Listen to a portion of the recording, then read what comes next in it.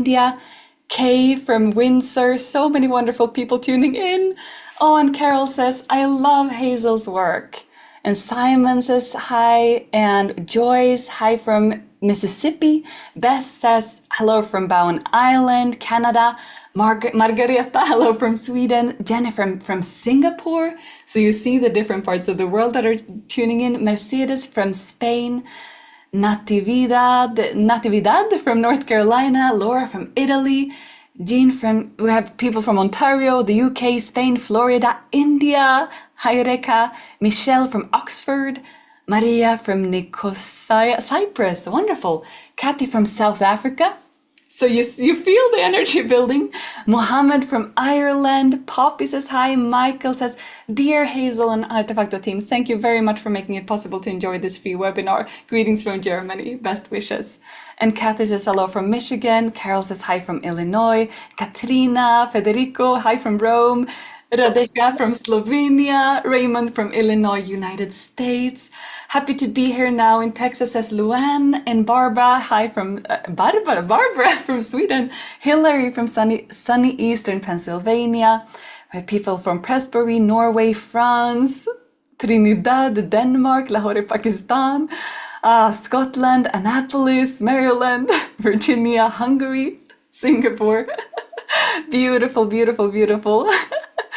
And Monica aus Deutschland, Jerusalem, Wisconsin, Luton, France, Netherlands again, Ontario. Warmest, warmest, warmest welcome everyone to this colorful international community, into this colorful conversation that we're having with Hazel Soan. We're super delighted to have you here today, Hazel. Thank you. It's a pleasure to be here, and it's lovely to sort of hear the whole world when you're sitting here. Some I people know. are getting up very, very early, and some people should be in bed. Exactly. We have from the morning to the night, and from the north to the south as well, which is beautiful. And today we're going to talk about palette, which is something that when I heard you speak about your palette, this is a passion of yours. So today, for everyone who has already tuned in, this is going to be an art talk, but there will be some demonstration where you share your pigments. Can you just tell us briefly what we're going to do today, Hazel? We're going to look at my palette, which is here, and I've got an overhead camera, so you'll be able to see in much more detail. And we're going to talk about each of the colors and why they're important to me, why I have to have them in my palette. And I've got some paintings at the side here, which I'm going to show to demonstrate why these colors work for me. And I have lots of sketchbooks beside me as well, because a lot of my work is done out in the wild. And so it's important to be able to access my pigments very quickly. So I'll be talking about that as well. Wow, it's going to be fascinating. And for anyone who's new to Hazel's artworks, these are beautiful. It's so much light and vibrancy and freshness in them. They have that warmth. That's how I feel. There's this balance between warm and cool colors. You can feel that you really know what you do with every single brush stroke. So that's so fascinating. And we're going to talk about this in just a couple of minutes. Before that, let me just briefly have an introduction of how the logistics are. So this webinar will last, and this is an art talk, not a workshop. So this is a conversation with some demonstrations of the pigments. It will last for perhaps 1.5 hours, perhaps longer. It all depends on how things go. And make sure to be active in the chat. We will help each other out there, and I will do my best to keep an eye on your questions. And some of you have already shared where you're from. You're also more than welcome to share how long you've been with Artefacto, if this is your first time or if you've been with us for years. And today we will discover the pigments that Hazel uses to achieve our trademark contrast, learn how color choices affect the energy and the mood of a painting, explore her philosophy when it comes to how to use pigments in her artworks, and also ask your questions about watercolor technique and process and have that opportunity to hear her speak more about her process.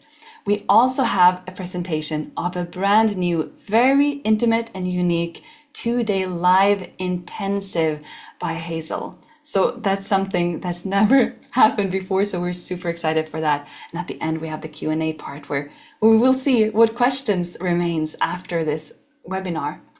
So we're going to get to know Hazel as an artist. She's an artist who inspires thousands of people around the world to find their own way in the watercolor painting world. She's a British artist recognized for her direct wet into wet watercolor technique, as you've already seen some examples of, her strong contrast and vivid hues, and very conscious use of pigments. And some of her objects include figures, African wildlife, and dynamic action scenes. You will see some examples of these before we start talking about the palette. So just observe and take in her paintings here. The like vibrancy. What is that? What is the color choices? And it's so beautiful. I'm going to ask you questions just in a couple of minutes. And Hazel's works is held in major collections, including the National Portrait Gallery, the Ritz, the British Embassy in Ankara, and the EU delegation in Windhoek. And she has exhibited widely in the UK as well as internationally. So lots of places. So she's gone lots of places, both painting and sharing her art. And here are some of your artworks, Hazel. And now I would love to hear, what are your emotions when it comes to color choices? Because we've seen some more muted palettes. Here there are some vibrant palettes. So could you briefly share how you choose your colors and what colors mean to you? Well, emotion's probably the wrong word. Is it better for me to be on screen when I'm describing this, or is it better for, yes, I think it's better to talk to people directly. Emotion is not the word I would say. It basically, there's so many things I want to paint. That's the first thing. And I paint a lot on my travels, and I love to travel. I love light and shade in particular, and contrast of light and shade, and I love shape. I love lots of other stuff as well. But so in order to do, basically, I'm always excited and inspired by things I see. My eyes don't ever let me off the hook. As long as I'm awake, I'm looking at stuff I want to paint. And so it's not, I mean, perhaps it's emotion, but I don't think it is emotion. I think it's more just the thing that feeds me, which is this visual world that I then want to turn into paintings. And basically, it's a three-dimensional world that I am making flat. And to do that, obviously, you need to understand other things about painting, like sort of tone and form and things, which is what we will be talking about in the live intensive in much more detail. But today is all about the palette. And I have, this is my palette that I travel with most of the time and use in the studio. I use exactly the same process in the studio as when I'm traveling. Although I have very good news for 2026 is that Schminker, my palette is made by Schminker. It's called the Hazel Soan signature palette. Wow. And they put it together. There's extra colors in there than come in the signature palette, but I'll talk about that. But in 2026, a new little teeny one, because sometimes it's just too bulky to have a palette that way. So here's a little teaser. This is a prototype, so it's not available yet, but I've been using it in my recent travels. And I'm thrilled with my color choice on it. And so it's very exciting. So exciting. I got it in the most lovely packaging as well. So we're gonna learn so much more about that. Now I have a question for those of you who are here today. When you see these artworks, are there any specific ones of these that excite you the most? Is it the animals, the people, or the movement?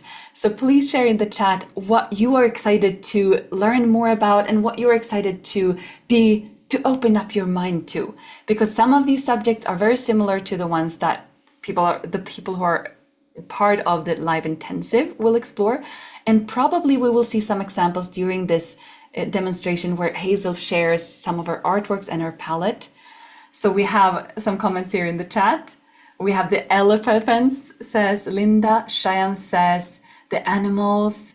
Sabina says animals. And then we have Cindy says people. Irene says people and animals. We have Tracy who says movement. Oh, Rika says I own this palette as well. So we have a fellow palette owner there. The elements, says Eva. Hilary says animals for sure. Larissa says the light and choice of colors. So that's what Larissa is gonna open up her mind for. Animals and movements, says Dawn. The people. So we have all of it. Oh, so many comments in the chat. And all of them, says Valeria. Beautiful. And I love this, Hazel, that you share so many different parts of life, so many different elements, and you transform this into watercolor. Yes, I definitely am not a one subject person. It is definitely the light and the tone, the hue and the value, basically, of things. So yes, any subject works for me. And also situation. It feels like you capture moments. Yes, yes. I'm very, Yeah. well, that's the shape. That's where shape comes in.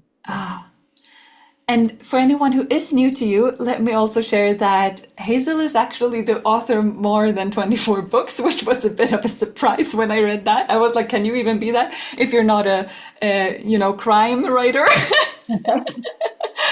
And she also has regular contributions to the Artist magazine. She's also a former art expert on Channel 4's Watercolor Challenge, as well as host of Angelia TV's Splash of Color. So you've been in the world, you've done a lot when it comes to watercolor, and she shares her knowledge, teaches through books, films, workshops, painting holidays, sharing her expertise in the immediacy and vibrancy of watercolor. And that's something we're going to taste today, and we're going to focus in on the palette. And some of those of you who are here today have probably already met her because she has had a workshop within Artefacto Family 3, a membership. So we get to see some student artworks of different interpretations of the way of interpreting elephants in this case. So if you've already painted with Hazel, please write a plus in the chat. And if you are new, we have a wonderful opportunity. So this art talk is a way to get to know an artist who has inspired thousands to break free from rules and see watercolor in a completely new way. And as we mentioned previously, we will be opening limited enrollment for the first ever launch of Hazel Soan's personal 2-day live intensive, which is a live online experience where you also get the feedback and the experience of several different subjects. We're going to share more information about that in a bit. So if you want to understand how world-class artists think about color and pigment, are looking for inspiration, struggle to achieve depth, contrast, and vibrancy in your work, and wish to learn practical secrets from a recognized globally recognized master, and care about painting with energy and that sense of now, it's happening now on the page, and also value personal guidance and the chance to ask your questions, this art talk is for you. So we're going to talk about how you are passionate about painting with your pigments and your palette. And one of the things that you have shared with us is that watercolor is a love affair with pigment. So that is our introduction that I would like to hear from you. What do you mean by that? Well, I guess you can't paint without color. Well, you can paint in monochrome, but it's still going to be a color. It might be indigo or something. Yeah. You need color to make paintings. And so it's, I suppose when I was younger, I didn't really understand the pigments themselves. I just saw them as their hues. So that's red, yellow, blue, brown, green. That's the hue. Yeah. But I didn't understand that there was far more to watercolor pigment. And particularly in watercolor, it matters whether the color is, and it's to do with the pigment. The actual composition of the color is what makes the color what it is and what it's valuable for. So, for example, the cadmium reds and yellows and oranges, they're made with cadmium, and that is a metal pigment, and therefore it's opaque. So they bring opacity, they bring punch and brightness into paintings. But then there's lots of transparent colors, and watercolor is primarily a transparent medium. Even if you're using opacity in it, the actual overall medium, it uses the white paper as the light. There's the transparent pigments, which are the lovely fine particles, things like alizarin crimson or schminke violet or ultramarine blue or Prussian blue, all these wonderful colors. And they all have these different properties of opacity or transparency. It varies. It's not fully opaque or fully transparent. It goes from semi-opaque through, opaque through semi-opaque to semi-transparent to transparent. And then they also have other properties as well. So they might be colors that stain the paper, or they might be colors that can be lifted off the paper. And so depending on what you're painting, you need a different color set. And colors should never be seen, unless you are painting in monochrome, they're always seen in combination, because you can't, color is mixed together, it's blended. So you should never choose a color on its own unless it is going to be painted in monochrome, because it's going to be in the company of other colors. Yeah. As most people know, basically red, yellow, and blue will make all the colors. Not quite as simple as that, but um, basically, it is all about color in painting is all about color in combination. Thank you so much for sharing that. And before we dive deep into getting to know your palette and learning about how you use pigments, I have one more question. And that is that many watercolor artists or people who try and explore watercolor, they struggle with that balance of detail and trying to capture the reference photo or the specific aspects that they might feel are beautiful in a reference. But on the other hand, the freshness, the looseness, the watercolor flowing. How do you decide when to stop painting and how to let the painting breathe? Do you have any comments on that aspect of watercolor painting? Well, they're actually two very different questions. The Mhm. first one relates really to technique. I do a lot of wet in wet, which immediately allows a little bit of ambiguity in because the colors are blending together and they are therefore um, not so defined as if Mm. you paint wet on dry. When you paint wet on dry, the paper is dry and so the edges are defined. When you paint wet into wet, the paper is wet or damp and therefore the edges are soft. And so that is really the key to this business of detail or lack of detail, creating suggestion. So it feels like there's detail, but there isn't really, etc., etc., etc. The second question is basically about when you stop, which is a very good question because so much of watercolor is about not overworking it. Because once you lose the light, then you've lost the watercolor, and our white paper is the light. So if we do overwork, unfortunately, we lose our light, and then it's very hard to retrieve it. So basically, how do I decide to stop painting and let the painting breathe? The painting's always breathing. The painting's a living thing in my view once it starts. So the painting's breathing and I try not to kill it off. But usually I stop when I start to hesitate. I use that as my guide. If I hesitate, if I don't know what to do or where to go, that's giving me a clue that it might be time to stop. And then I will always step back. It's not always possible to step back if you're painting from a vehicle in middle of the desert or somewhere, but I can hold it as far away as possible. Or even nowadays with the use of iPhones, you can take a photo of your picture and then you can look at it small. So you suddenly see it in a different view, a different light, in a different way. And that can also guide you as to whether the painting is complete, is probably the wrong word, done is probably the wrong word, finished is probably the wrong word, but whether the painting works is probably the right word. And I can hear your passion for watercolor specifically, which is so different from other mediums. So, first and foremost, what is it that you love about this? And also, why do you think that immediacy and freshness are so central to capture what it is that you love when it comes to watercolor? Well, look, I love I love watercolor because I love its transparency and I love its ease of working, its accessibility. Water, paper, paint, brushes. You don't need very much clutter, and out you can go into the world and you can paint anything and everything. Other medium require much more. Pastels has always got lots of mess. Oils, you've got to take all the solvents, but they're heavier. It's just, but it's not just that. It's that watercolor, because it's transparent, has this light in it. You have to know your pigments. And as you say, I have just fallen in love with the pigments themselves. I'm absolutely, I've come crazy. I will sit and read. Every manufacturer has a catalogue, but basically I get a complete joy out of just reading the catalogue. I'll go to bed at night and just enjoy learning what pigments are in that blue that I've never used before. Yeah.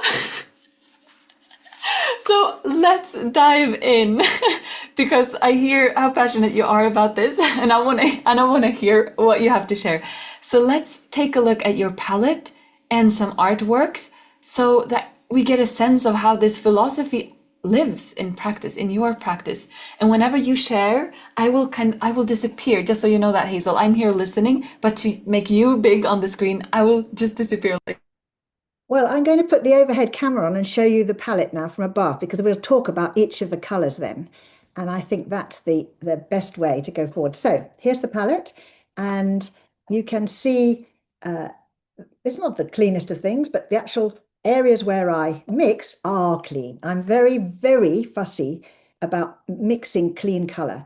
And I think one of the reasons that people say I have vibrant watercolor is that I am absolutely adamant that my palette, my colors are clean and clear and have the clarity, the maximum clarity they can have. I'm also very fussy about my water. I have always 3 water pots, even if it's when I'm traveling in the little teeny ones. I always make sure I've got 1 pot of clean water left because you cannot make clean pigment without clean water. But let's go through this palette, and we'll go from here. We'll go from the yellows. I'll explain why some of it's sort of out of order. But basically, yellows are your lightest hue. So they're often the first color laid because watercolorists tend traditionally to work from light to dark. So if this palette had been from new, then probably this yellow would have been here, or maybe the white would have been here.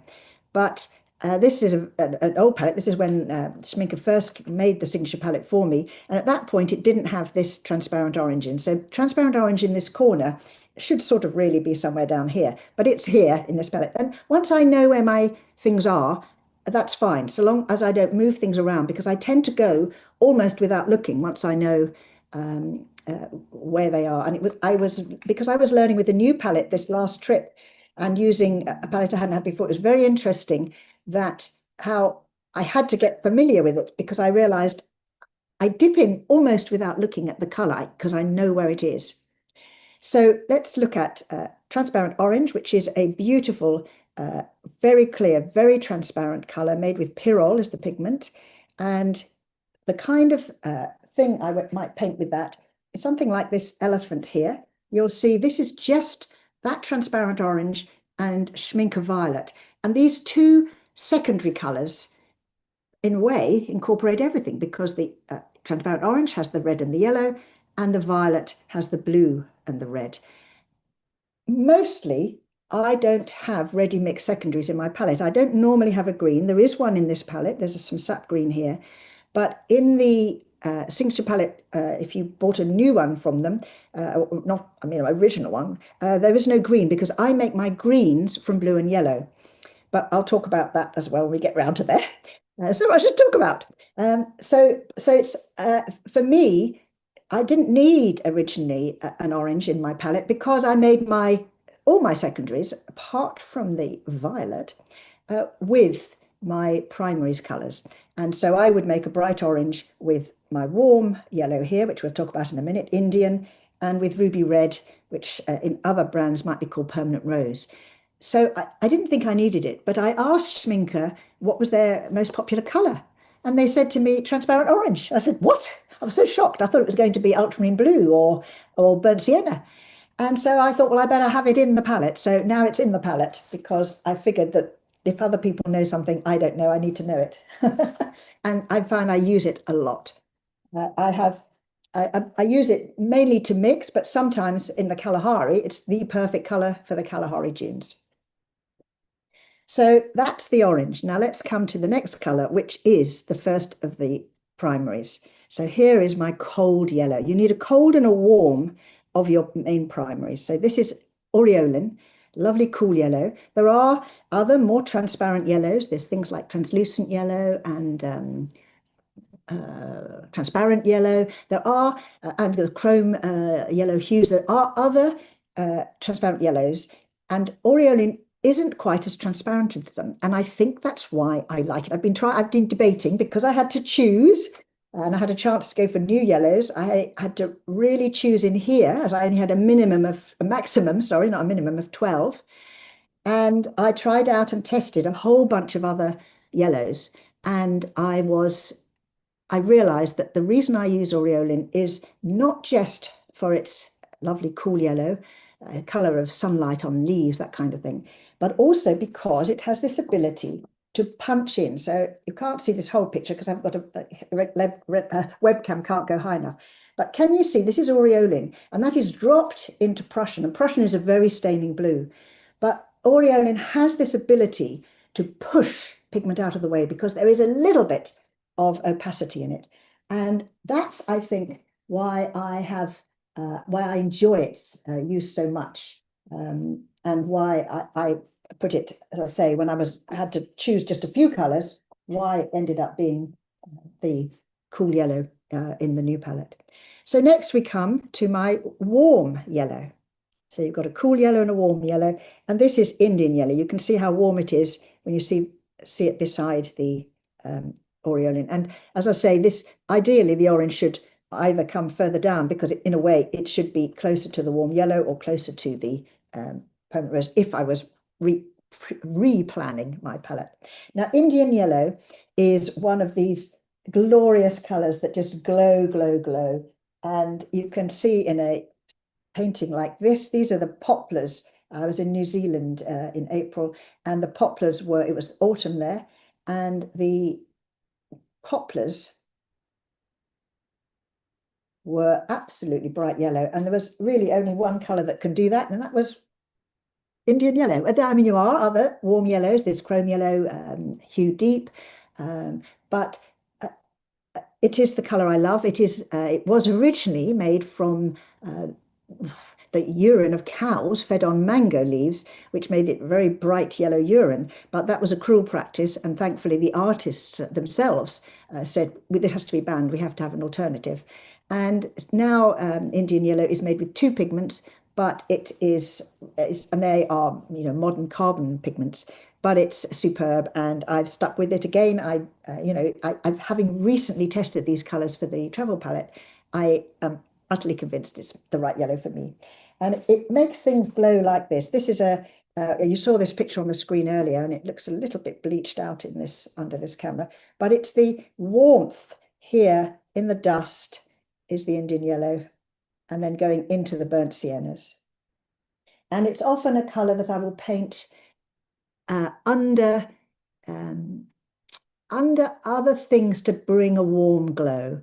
Hannah asked about warmth, and I think that my use of Indian yellow probably contributes to that. Then next to that is raw sienna, which I hardly ever use, and so I haven't got any paintings I can show you of that, but I keep it in my palette because it is a more transparent version of yellow ochre, which I use a lot. And anybody who's painted with me knows that yellow ochre is probably the color I have to fill up the pan the most, along with ultramarine blue and burnt sienna. And being often painting in Africa, it appears to me to just be the perfect color. And perhaps if I had painted more in England before I went to Africa, I would probably be painting with raw sienna. But because I went to Africa quite early, yellow ochre became my color, and it's the undercolor of many, many of my sketches. So you can see it here. There will be yellow ochre under here. You can also see it in the dust before the blue and the brown are added, the ultramarine and the burnt sienna are added. Hazel, I do have one question. Could you share again? Is it schminke horadam or schminke something else? Schminke Horodam. Yes, that's a very good question, because it is the artist pigment. And I should have said it myself. It is the artist pigment. And the reason I would tell anybody, don't spend your money on student pigment, because it has to be filled out to make it cheaper. Artist pigment goes a long way. So even though it appears to be more expensive to start with, it is much better value and will last you much longer. A tube of cadmium red could last you 10 years, because it's such intense pigment, depending how many things that are red that you paint. But basically, you don't need dozens and dozens of pigments. You need, I mean, maybe, well, you can have just 12, as you've shown there, but you're probably going to want more if you paint seriously. But 30, this is my main regular palette, and I don't usually need much more than that. I hardly ever, and some of these I hardly ever use either. I mean, really, you can paint with very few colors, so it really behoves you to buy the best pigment. And I would also say best paper and best brushes, because you will learn far quicker with good brushes, good paint, and good paper than you will if you try and work on cheaper alternatives. And I mean, I suppose it's the same with sport, isn't it? Unfortunately, good stuff's expensive, but you won't need to replace it so often. So any other question on that, Hannah? That was perfect. That helped us all know what you're talking about. So thank you for that.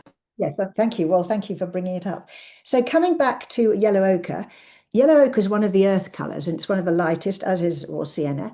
And so yellow ochre is often a base color in a painting. So here we have a landscape scene in Samolo, and this is yellow ochre on the sand, but then I'm using raw umber, which is the next scale up of these earth colors in terms of tone and hue.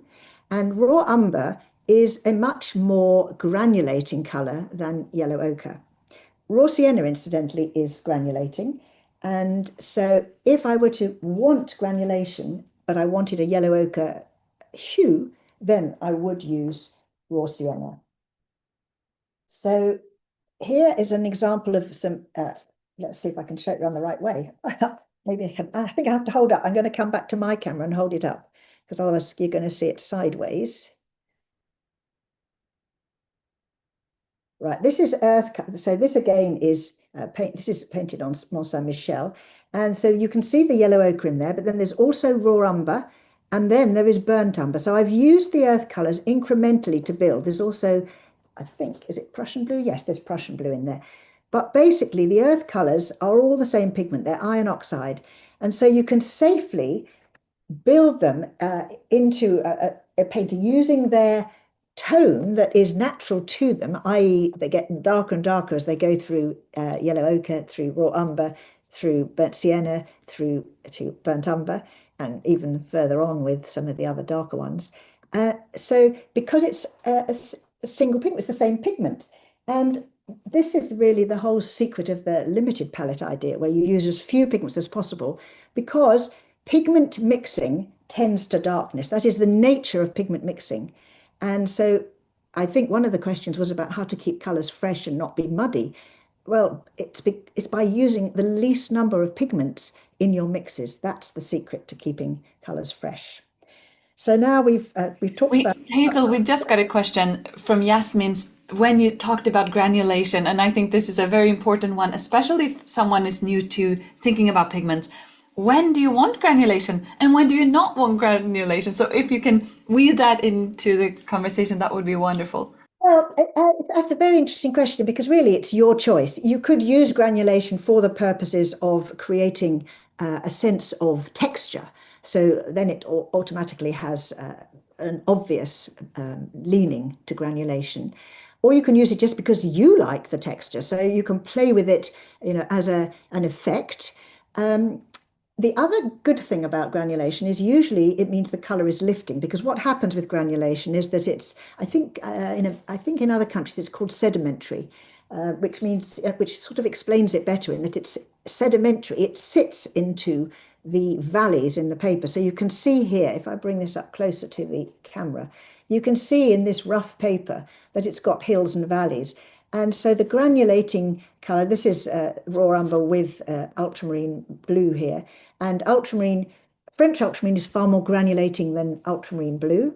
In Schminke, it's called ultramarine finest, which gives you the clue because the finer pigment size is why ultramarine finest is less granulating than French ultramarine, which has larger particle pigments and therefore can sort of drop. It's heavier, so it drops into the valleys. You've got to imagine these pigment particles almost like pixels on a screen. There's zillions of little tiny microscopic particles of pigment. When you rinse them in the water, they don't dissolve in the water, they are held in suspension. So the transparent ones will stay floating because they're usually the lightweight ones, and they'll just tint your color so that you can see through it. That's got some opacity in, so we can't do that. But if I put transparent orange in here, you will see that we can see through it. But if I put, oh, I might as well use that as well because otherwise I end up with too much dirty water. If I put cadmium red in here, which is opaque, we won't be able to see through it. So you can see that it's quite easy to test and find out what properties your colors have. It is on the tubes. It should be on the tube of every and pan, The symbols are here. Can you see this? Can I get up close to the camera? That square tells you the opacity or transparency. So the fact it's empty tells you it's a transparent color. The little triangle is the staining properties. So let's find an opaque color so that we can find, so we can show you a blocked in square. So here you can see, this is cadmium red medium, and you can see the blocked in square. That tells you that's an opaque color. So the information is they're all there on your tube, but you can also test it as I showed you in the water. You can find out about your colors. And in a way, in your palette, you can sort of see, because the transparent ones tend to be darker, obviously not so as much in the very light hues, whereas the opaque colors like this cadmium red here, and the cerulean blues here, they tend to, you can see their hue more clearly. Can I move on with my palette? You can see here, this is the raw umber. I hadn't painted it before, but you can just begin to see some of its granulation here. Don't know if you can see it on the screen. Now, next to my raw umber is my darkest earth that I carry in the palette, and this is burnt umber. And this is also a slightly granulating color. And it is a color I don't actually use very often. And so I think it's the only example I've got that I could find was that I had used it in here because I wanted to darken up particularly this sky. But I don't find I need it very often because burnt sienna and ultramarine blue, which I use a lot, make more or less the same color with more or less the same properties. And so I don't tend to use burnt umber very much. You can see it up in this corner, and I have used it, I think, in the stripes in here, and I think I used it to deepen this color here. But I keep it in the palette because I want that incremental nature of my earths. And you can see it here settling. I think you can just see the granulation happening as it settles into the paper, as it settles into the tooth of the paper. So next to the burnt umber is another color called light red, which is actually a Winsor & Newton color, which is an opaque version of burnt sienna. And let's put it here. And this I often use when I'm painting two-color elephants like these fellows here, because mixed with ultramarine, it gets a nice gray, and it's just two nice colors mixing together. I use it also a lot when I'm painting figures, if I want to get the color of faces in shadow, and I drop it into the ultramarine as I have done there. Now, what's the next color along? Right, so now let's come to the ruby red. And ruby red in lots of other brands is called permanent rose. It's a quinacridone rose. Quinacridones are a whole bunch of carbon colors discovered around the 50s when, thanks to the auto world really, because, and to oil, because they really are oil gone backwards. You know, as you know, all the colors squash down to make the black of oil over millions of millennia. But you can break them back the opposite way and get back the red, yellows, and blues from the oil. And quinacridone is one of those carbon colors. And it varies right from quinacridone gold, which unfortunately has now been discontinued, right through to through quinacridone rose, quinacridone red, quinacridone magenta, quinacridone violet. So it goes, it's got a huge range, and it's a wonderful, highly transparent color. Now, what picture have I got for sure? Oh, I know, I've got some sunsets, haven't I? Where are they? They must be in this book. Are they in this book? Oh, yes, here we go. Some sunrises, actually. So these sunrises were painted in Kenya, and this is the permanent rose, and then the Indian yellow and Prussian blue on this side. And yes, it's Prussian blue on both sides, actually. Usually if I'm painting something one after the other, so at the same time, because you can see here the sun hasn't risen yet here, now the sun has risen. I will often stay with the same colors because obviously I don't want to have to keep cleaning my palette and I want to be quick. And so it's often in my interest not to keep changing colors, but other times I experiment and I play around and I do change colors, but I do then clean I need to know what's in my mixes on my palette. Now, next to this permanent road, Hazel, we have a question that I think is interesting as well because it can affect how colors behave on the paper. And that is, what paper do you prefer, or what papers do you prefer for different effects, or as your general standard? another good question. I tend to use, I always use 100% cotton paper. So this paper is 100% cotton. I like the way cotton behaves. It's made with the fibers of cotton. And so the paint is both staining, if there's a staining color, it's staining the cotton fibers. If it is a lifting color, then it's sitting between the fibers and it might stain a tiny bit. I mean, there's obviously ranges like the transparency and opacity, there's ranges of staining. I also use a lot of Saunders Waterford paper and Arche paper, but basically I don't mind whose brand it is in one way, so long as it's 100% cotton and got a similar size effect to Arche and Saunders Waterford, because in a way you need to be familiar, you need to kind of know what to expect. These sketchbooks are actually Khadi sketchbooks. So this is an Indian, sorry, I got the wrong way. This is an Indian paper, and it's longer fiber cotton. They break down t-shirts and polyester cotton sheets so that it's a very good recyclable company, and make lovely paper for artists to paint on. It's longer fiber, so it stays wet longer. And I work in a lot of hot places. I love hot weather, love sunny weather. And so to have longer fiber cotton means I can keep the paper wet longer. That's also why I use rough paper, because it keeps the paper wet longer, because you've got dips and valleys, so the water can gather and won't evaporate quite so fast. And while we're talking about materials, these brushes are from Da Vinci. I like sable brushes. I like the spring of natural hair, and you don't need too many. I tend to use flats, and my largest side would be a size 12. And occasionally I use larger, but I also use flats. And then the one I use the most is these size 8s. I find that that's a size 10, but these 8s are basically, they cover this sort of size of painting, this sort of size, they cover brilliantly. When I'm painting larger, then I do need, you always need the biggest brush you can manage, because that means less numbers of brush strokes.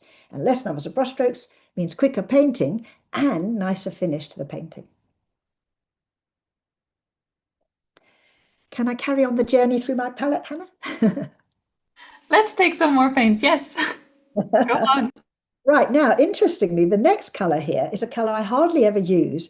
I'm not even sure how it's in this palette, but you can see that once the palette's sort of working, I don't question it over much because it's working for me. But this is brown madder, and it's not in the signature palette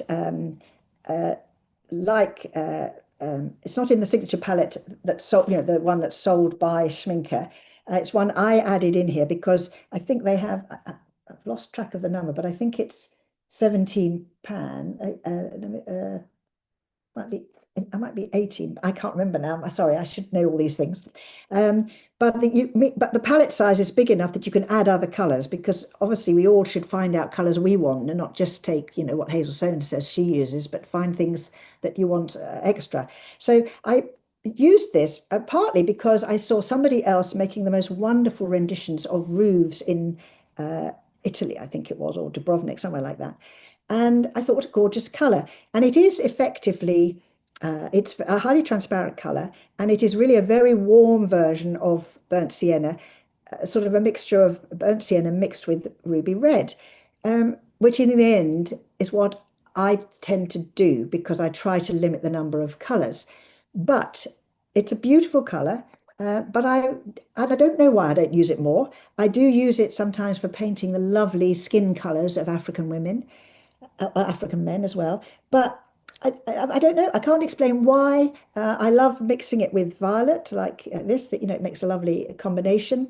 Um, but I don't go to it very often. And, maybe I will. Maybe if we had this talk next year, I would be using it. Who knows? But it's been in the palette for a while and it still hasn't been used an awful lot. And then the next color, likewise, same story. This is sap green, which again isn't in the signature palette. There's no ready-made greens in the signature palette. Um, Sap green is a very useful green if you don't want to mix your greens from yellow and blue, but I do want to mix my greens from yellow and blue, but every so often I want instant green. So for example, I used it with these poppies here because I wanted to contrast the green against the red. These are opposite colors, green and red. And then you can see there's also Prussian blue in here. It's not sap green on its own.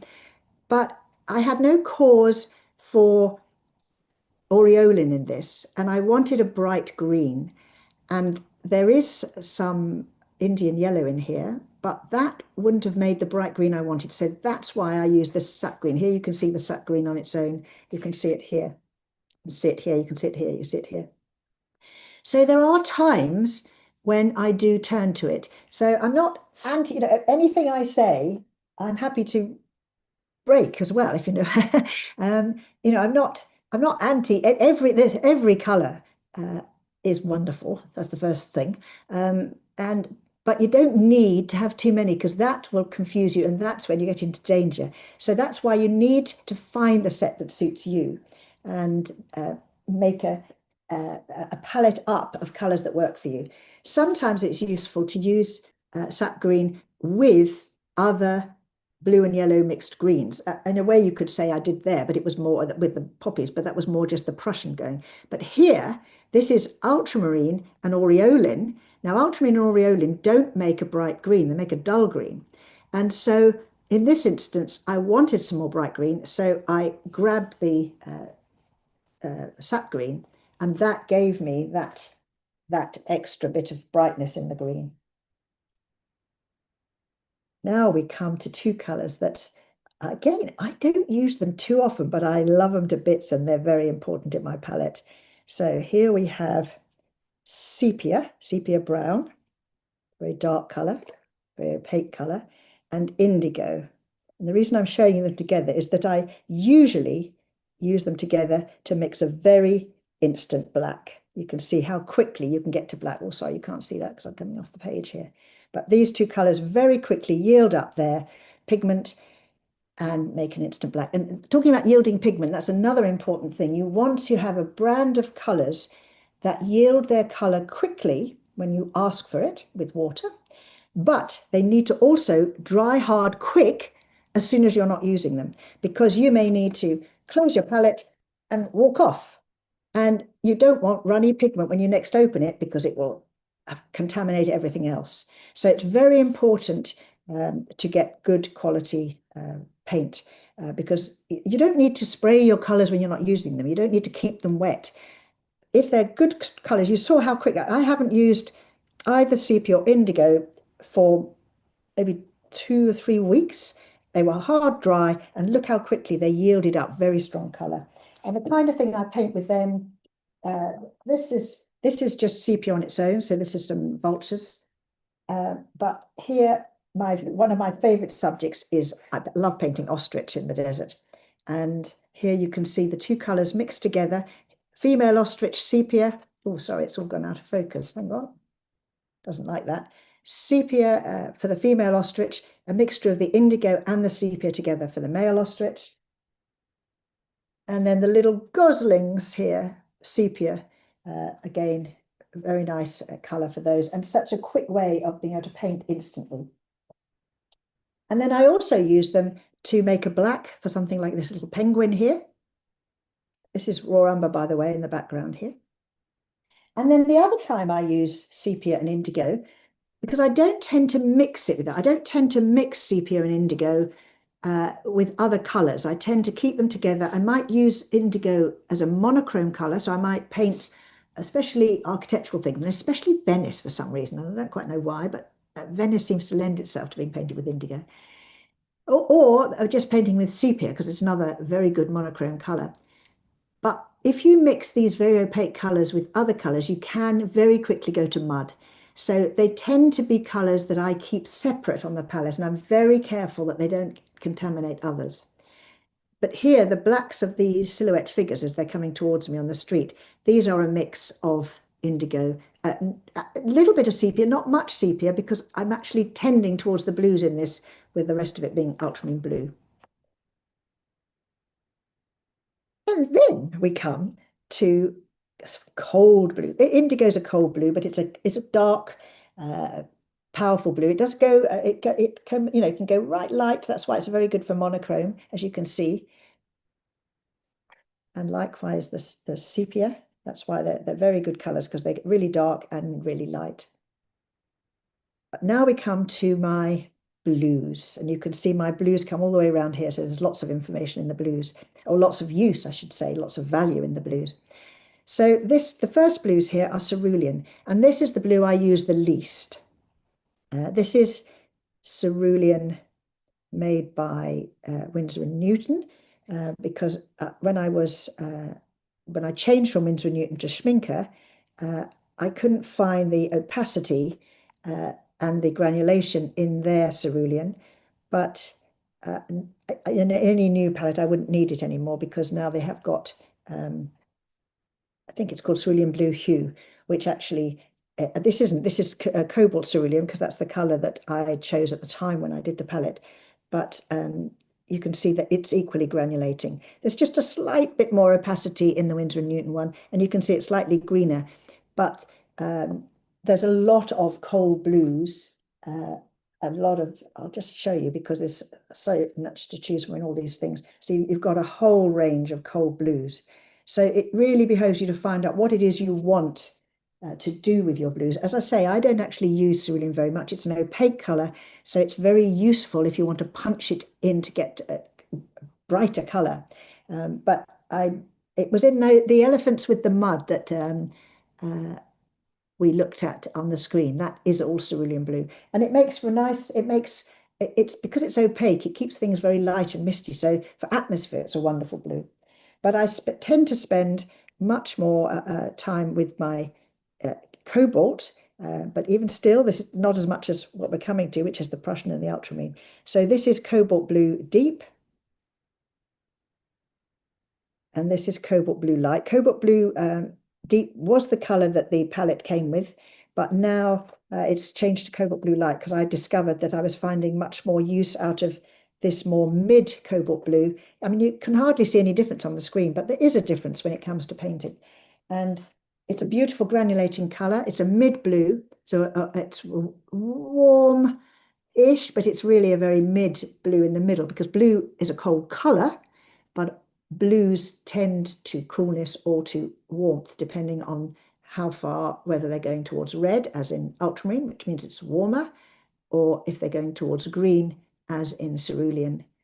So cobalt sits right there in the middle. So it's like a primary blue. And you can sort of see here a very intense primary blue, and you can see lovely granulation happening. And it's a good color if you want something with stripes or something. It pushes out the way quick. So here, the cadmium red has pushed the cerulean, the cobalt out of the way, so I can make the stripes. Every color behaves differently. Here, I've used the granulation to really take effect into this. This is a cardi paper that's very thick, and this is the cobalt blue is the blue used here, and you can see I've even got what you call flocculation here into this very thick, heavy paper. I've dropped a lot of water in. I deliberately made it look rainier and wetter by dropping water in, so that helps separate and cause granulation. But there is a bit of ultramarine in here. This is ultramarine here, but the main blue was cobalt to create the granulation. Now we come to probably, I never want to I haven't got a favorite color because I love them all, but I think I couldn't live without Prussian blue. And maybe I can't live without all the other, but basically Prussian blue, I discovered by getting too much all over me once uh, in oil paint form when I was young, and hated it to start with because it is such a staining, such a fierce, such an intense blue. And then I discovered it in watercolor. And it is, for me, it goes from the color of air. You can make it the color of air, the color of air, and then you can make it really, really intense and really deep. So again, you could do monochrome with it. But basically, I don't know what it is about this blue. It's a turquoise that's slightly grubby turquoise. But for some reason, I just absolutely, absolutely love it. And I can't get enough of it. And I use it. It's my main cool blue. You can see it here in its lovely color. It's such a beautiful color here. You can see that it's making the greens over there, but you can see it more pure just above the log there. And you can see it on the left here. And it is very fierce. It is very staining. It is also very gentle. And so you can see it here used as the blue of the sky, and then to make the greens of the desert, which are quite dull greens, with the yellow ochre. This painting is three colors: the yellow ochre, burnt sienna, and Prussian blue. And the yellow ochre with the coal blue goes to nice green. So I can have real minimum number of colors and paint very quickly. And then likewise here is Prussian blue. Here's with the transparent orange. Prussian blue mixes with transparent orange to make lovely greens, but there's also some Indian yellow in here, which is making those greens. So at Prussian blue, Prussian blue, I use a lot, a lot, a lot, a lot. And I'll just show you, no, I won't show you that yet. I'll just now talk about, so Prussian blue is a highly transparent, cold blue.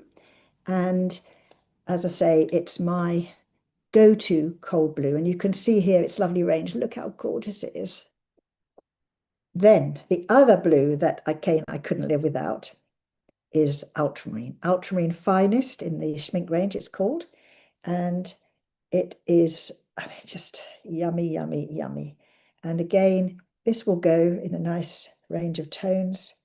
And I use it a lot as my undercolor in things. Here it is in very pure form. Here you can see this set against cobalt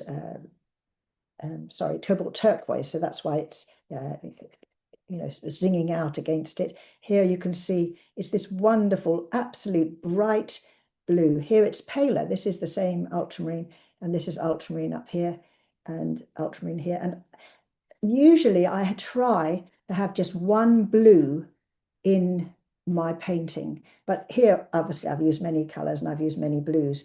But certainly in my wildlife paintings and my landscape paintings, I tend to paint with just one blue.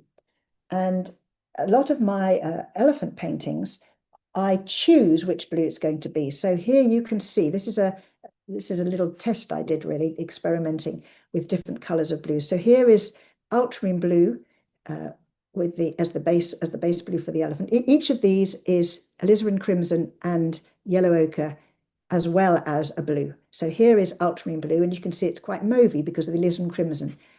Here is my go-to coloring for elephants, because a lot of the elephants I see are not in very red mud. And so this gray that is created by Prussian blue, alizarin crimson, and yellow ochre is a very nice combination.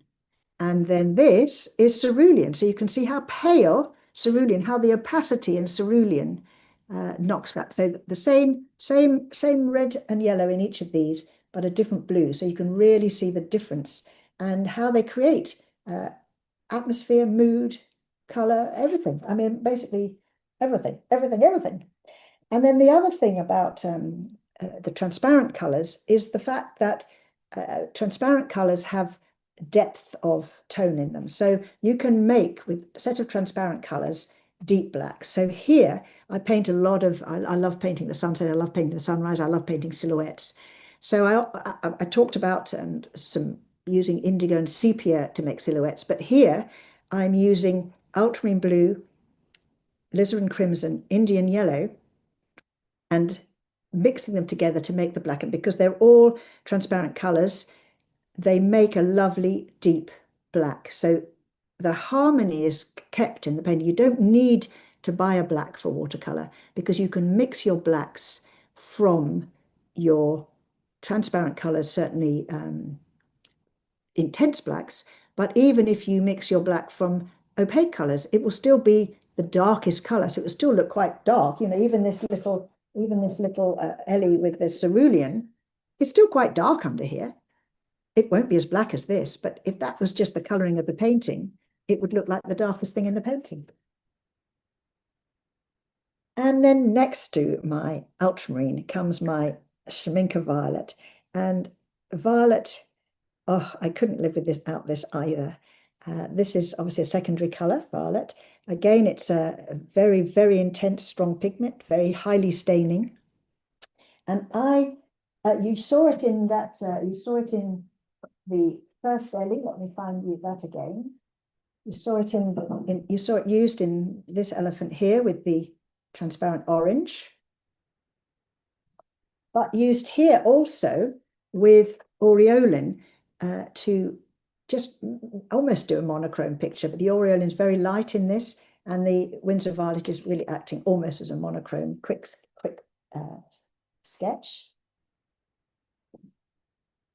And then I often use it in conjunction, but this is for elephants, with Prussian blue. So here, again, that's looking a little bit bleached out on the screen, but here is Prussian blue and the Schminke violet painted over yellow raw ochre, raw umber, and then a little bit of burnt sienna.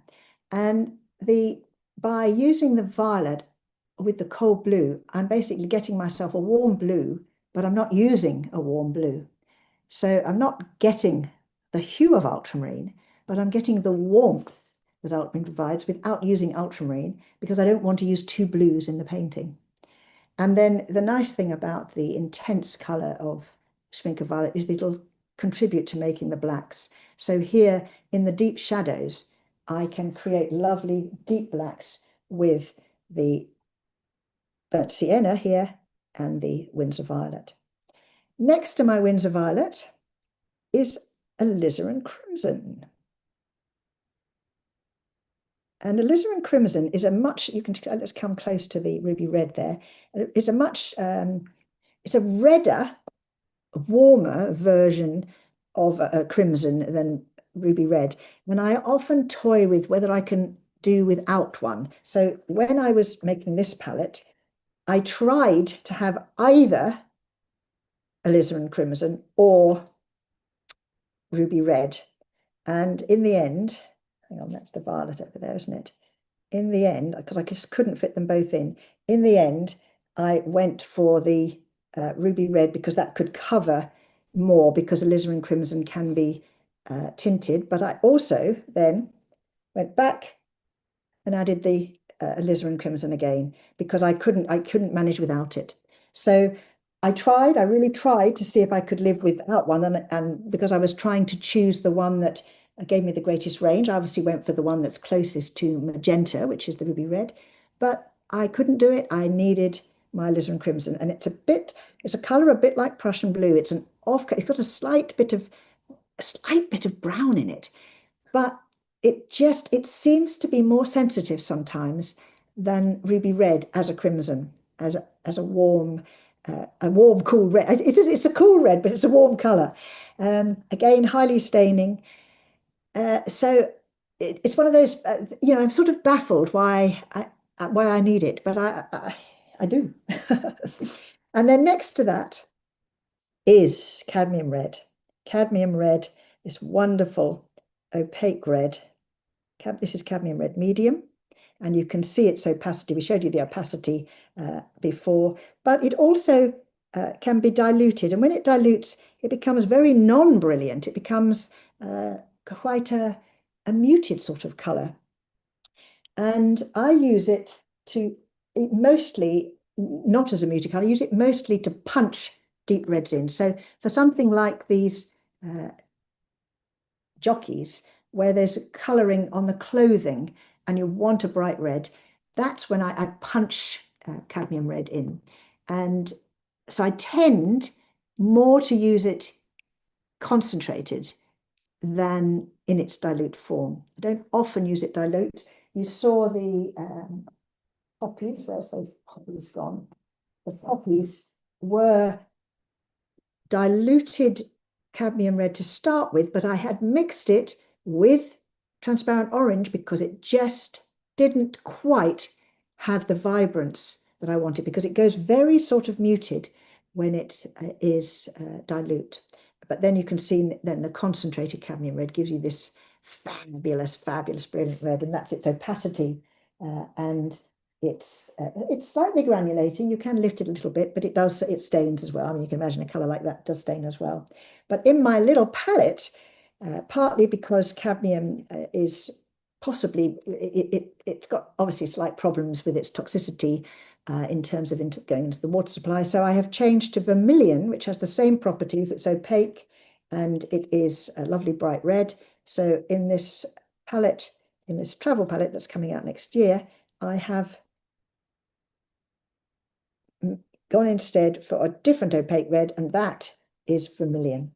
But I mean, it's really, the thing to do is experiment like this with colors, because then you'll find what works for you.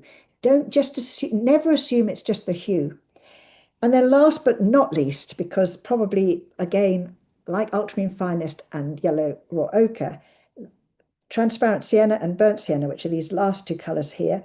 And this burnt sienna is one of the earth colors. It's over here because it's in the red range, and because I wanted it near this side where I mix my darks, so I wanted it on this side. I tend to mix my blues on here. I haven't been mixing the colors on here, but I tend to mix, say I would make a quick black out of burnt sienna and ultramarine. I tend to mix my darks and my blues on here. I tend to mix my yellows and reds over there. This is Schminker's burnt sienna, which has a little bit of bone in. And so when I first started to use their colors, I found it a little bit opaque because I was used to the more transparent Winsor & Newton transparent burnt sienna. And so I'm very happy to say Schminker made a transparent sienna, which is this one on the end, which is why it looks darker because it's transparent. And this same hue, you can see it's the same hue, but it's more transparent. And so but in the time that they were making it, I'd got used to using this and liked some of its purpose for opacity. So I decided to keep it. I use transparent sienna far more. I think you saw it. You saw it in some of the spring. These are Impala. This is Prussian. This is Prussian. This is yellow raw ochre first, then Prussian, then the transparent sienna. No, that one's burnt sienna. Sorry, and then let me find. I think I showed you one which was the. Can't now find all the sketchbooks. So many sketchbooks here. These ones here. This is the transparent sienna. Now interesting here. I don't know if I can show you around here. Now this, instead of going dark to light, sometimes with colors like indigo, this is indigo and violet in here. Basically, I had to paint very fast. And so I drew with the indigo and violet. You can see here the brush marks. And then on the paper, I used water to pull out the color. So I got the lower, lighter tints from it. So you don't always go light to dark in watercolor. You can go dark to light. There is no, every rule should be broken. There is no one way of doing any of it. It's all totally wonderful. And then I don't, I do play with other colors. I love, if I see something where somebody's using a different color, I think, oh, I'd like to try that out. This painting here was an experiment with Viridian, which I do. Viridian is here in my palette. I don't use it very often. I sometimes, if I've got something on a palette like that Viridian, I might then use it. So for example, this painting here of a tractor going along, I used the Viridian and then used it in with the greens at the back, because once I'm using a color, I like to keep the painting in harmony by keeping colors that I've used already in the painting. But this one, I was just going to say Viridian is a granulating color as well, and a very old-fashioned color. Let me show you it. And Viridian, I think the reason I don't keep it in my palette regularly is because it doesn't yield its color very strongly. It takes a while to give up its hue. So for me, it's not quite useful enough. You can see it's very hard to make it dark. And so I don't use it very often, but sometimes it's the perfect color combination, especially for clothing sometimes. But here I used it deliberately for its granulation with cobalt violet hue, which is a very granulating, being cobalt tells you that it's granulating. Violet gives you the hue idea, the idea of the hue because it's violet. And you can see here I mixed the two together, and you can see that's just cobalt violet hue and Viridian mixed together, making quite a deep color. Not obviously a black because they're not strong enough.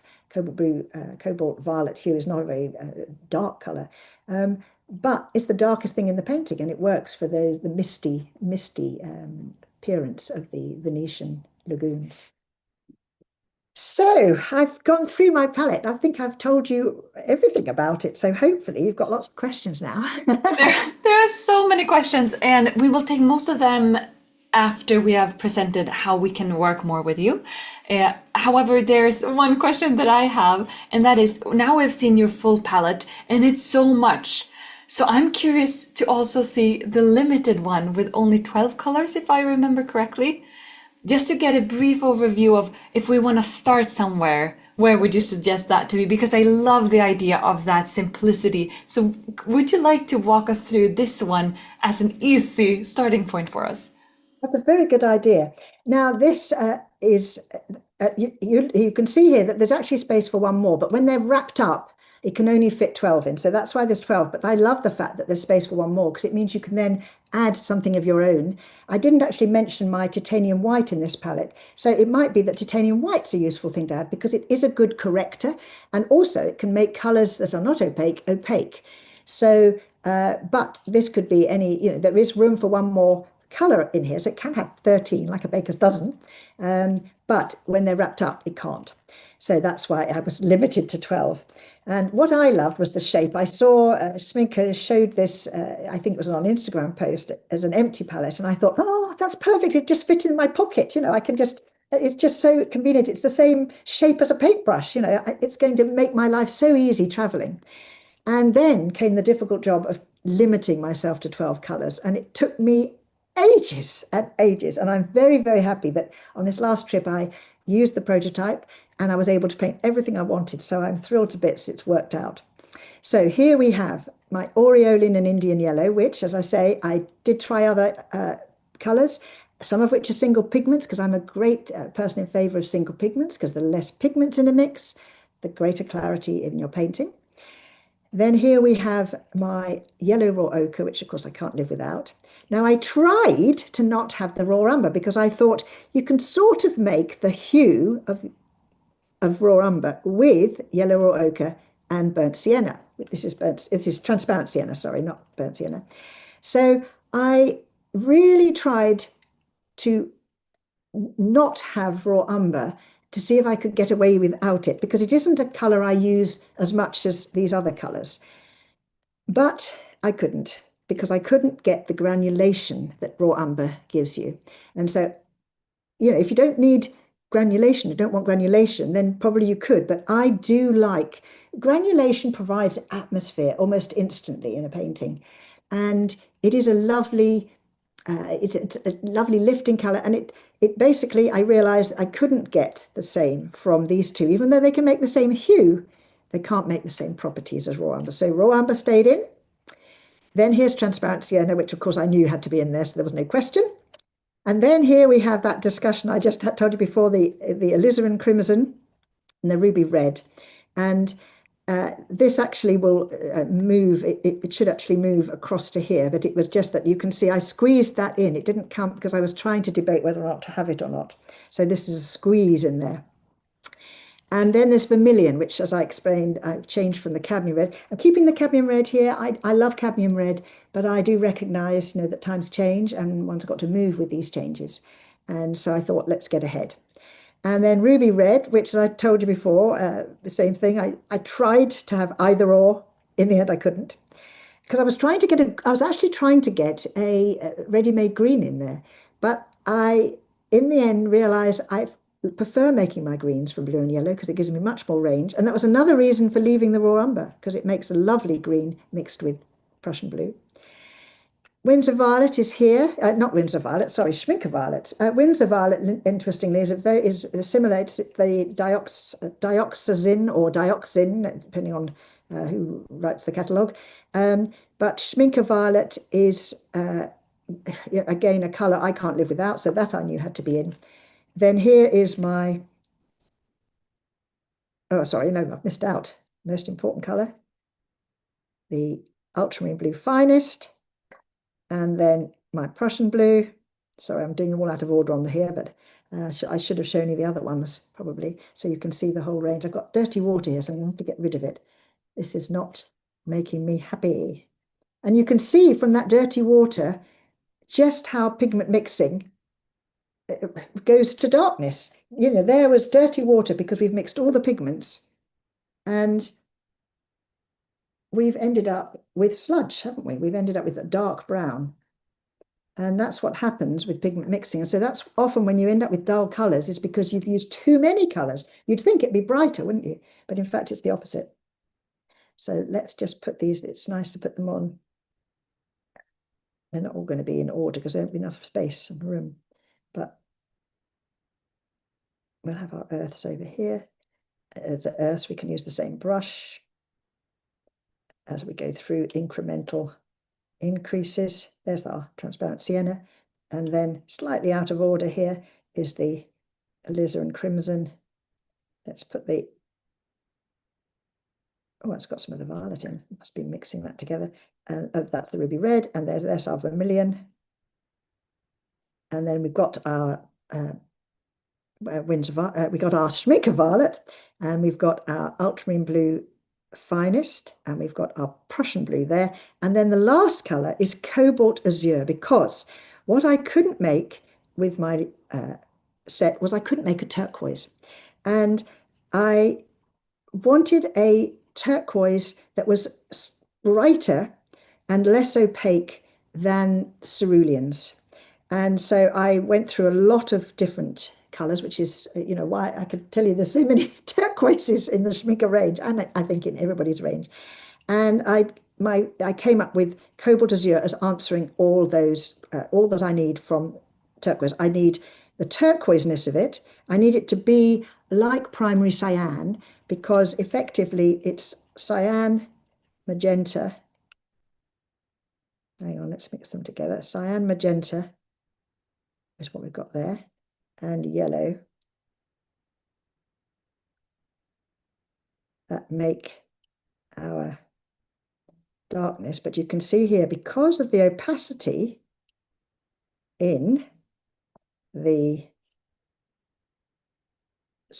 cobalt azure, we can't get to black, can we?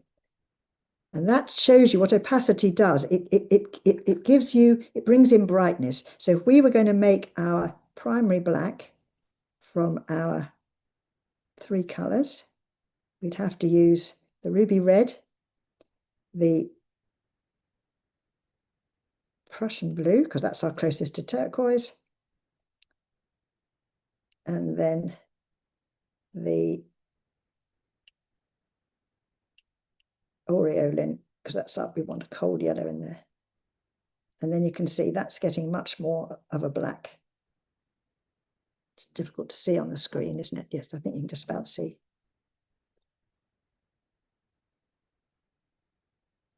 Bit more yellow in it to make it blacker. If it's too violety, then you put more yellow in. If you had a transparent yellow, it'd be even blacker, but that's pretty black. That's pretty black, isn't it? Look at that. That's lovely. Sorry, I was in the middle of saying something and got carried away with wanting to show you mixing the blacks from the colors. Oh, yes. So my cobalt azure, because it's made with cobalt, that's what's giving it a slight opacity and what's giving it a slight granulation because I wanted some granulation. The only other color I had with granulation was my raw umber, and I wanted some granulation.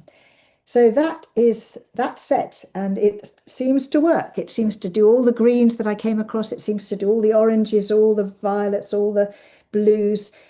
So I'm very pleased. But obviously, uh, you if you limit over, by all means, start with say just 12 colors. But over time, you want to try other colors because you want to find what so it might be that you decide you need a ready-made green. You might want an olive green or a hooker's green. You mustn't assume that another artist is going to see that you are going to see the same way as another artist, for example.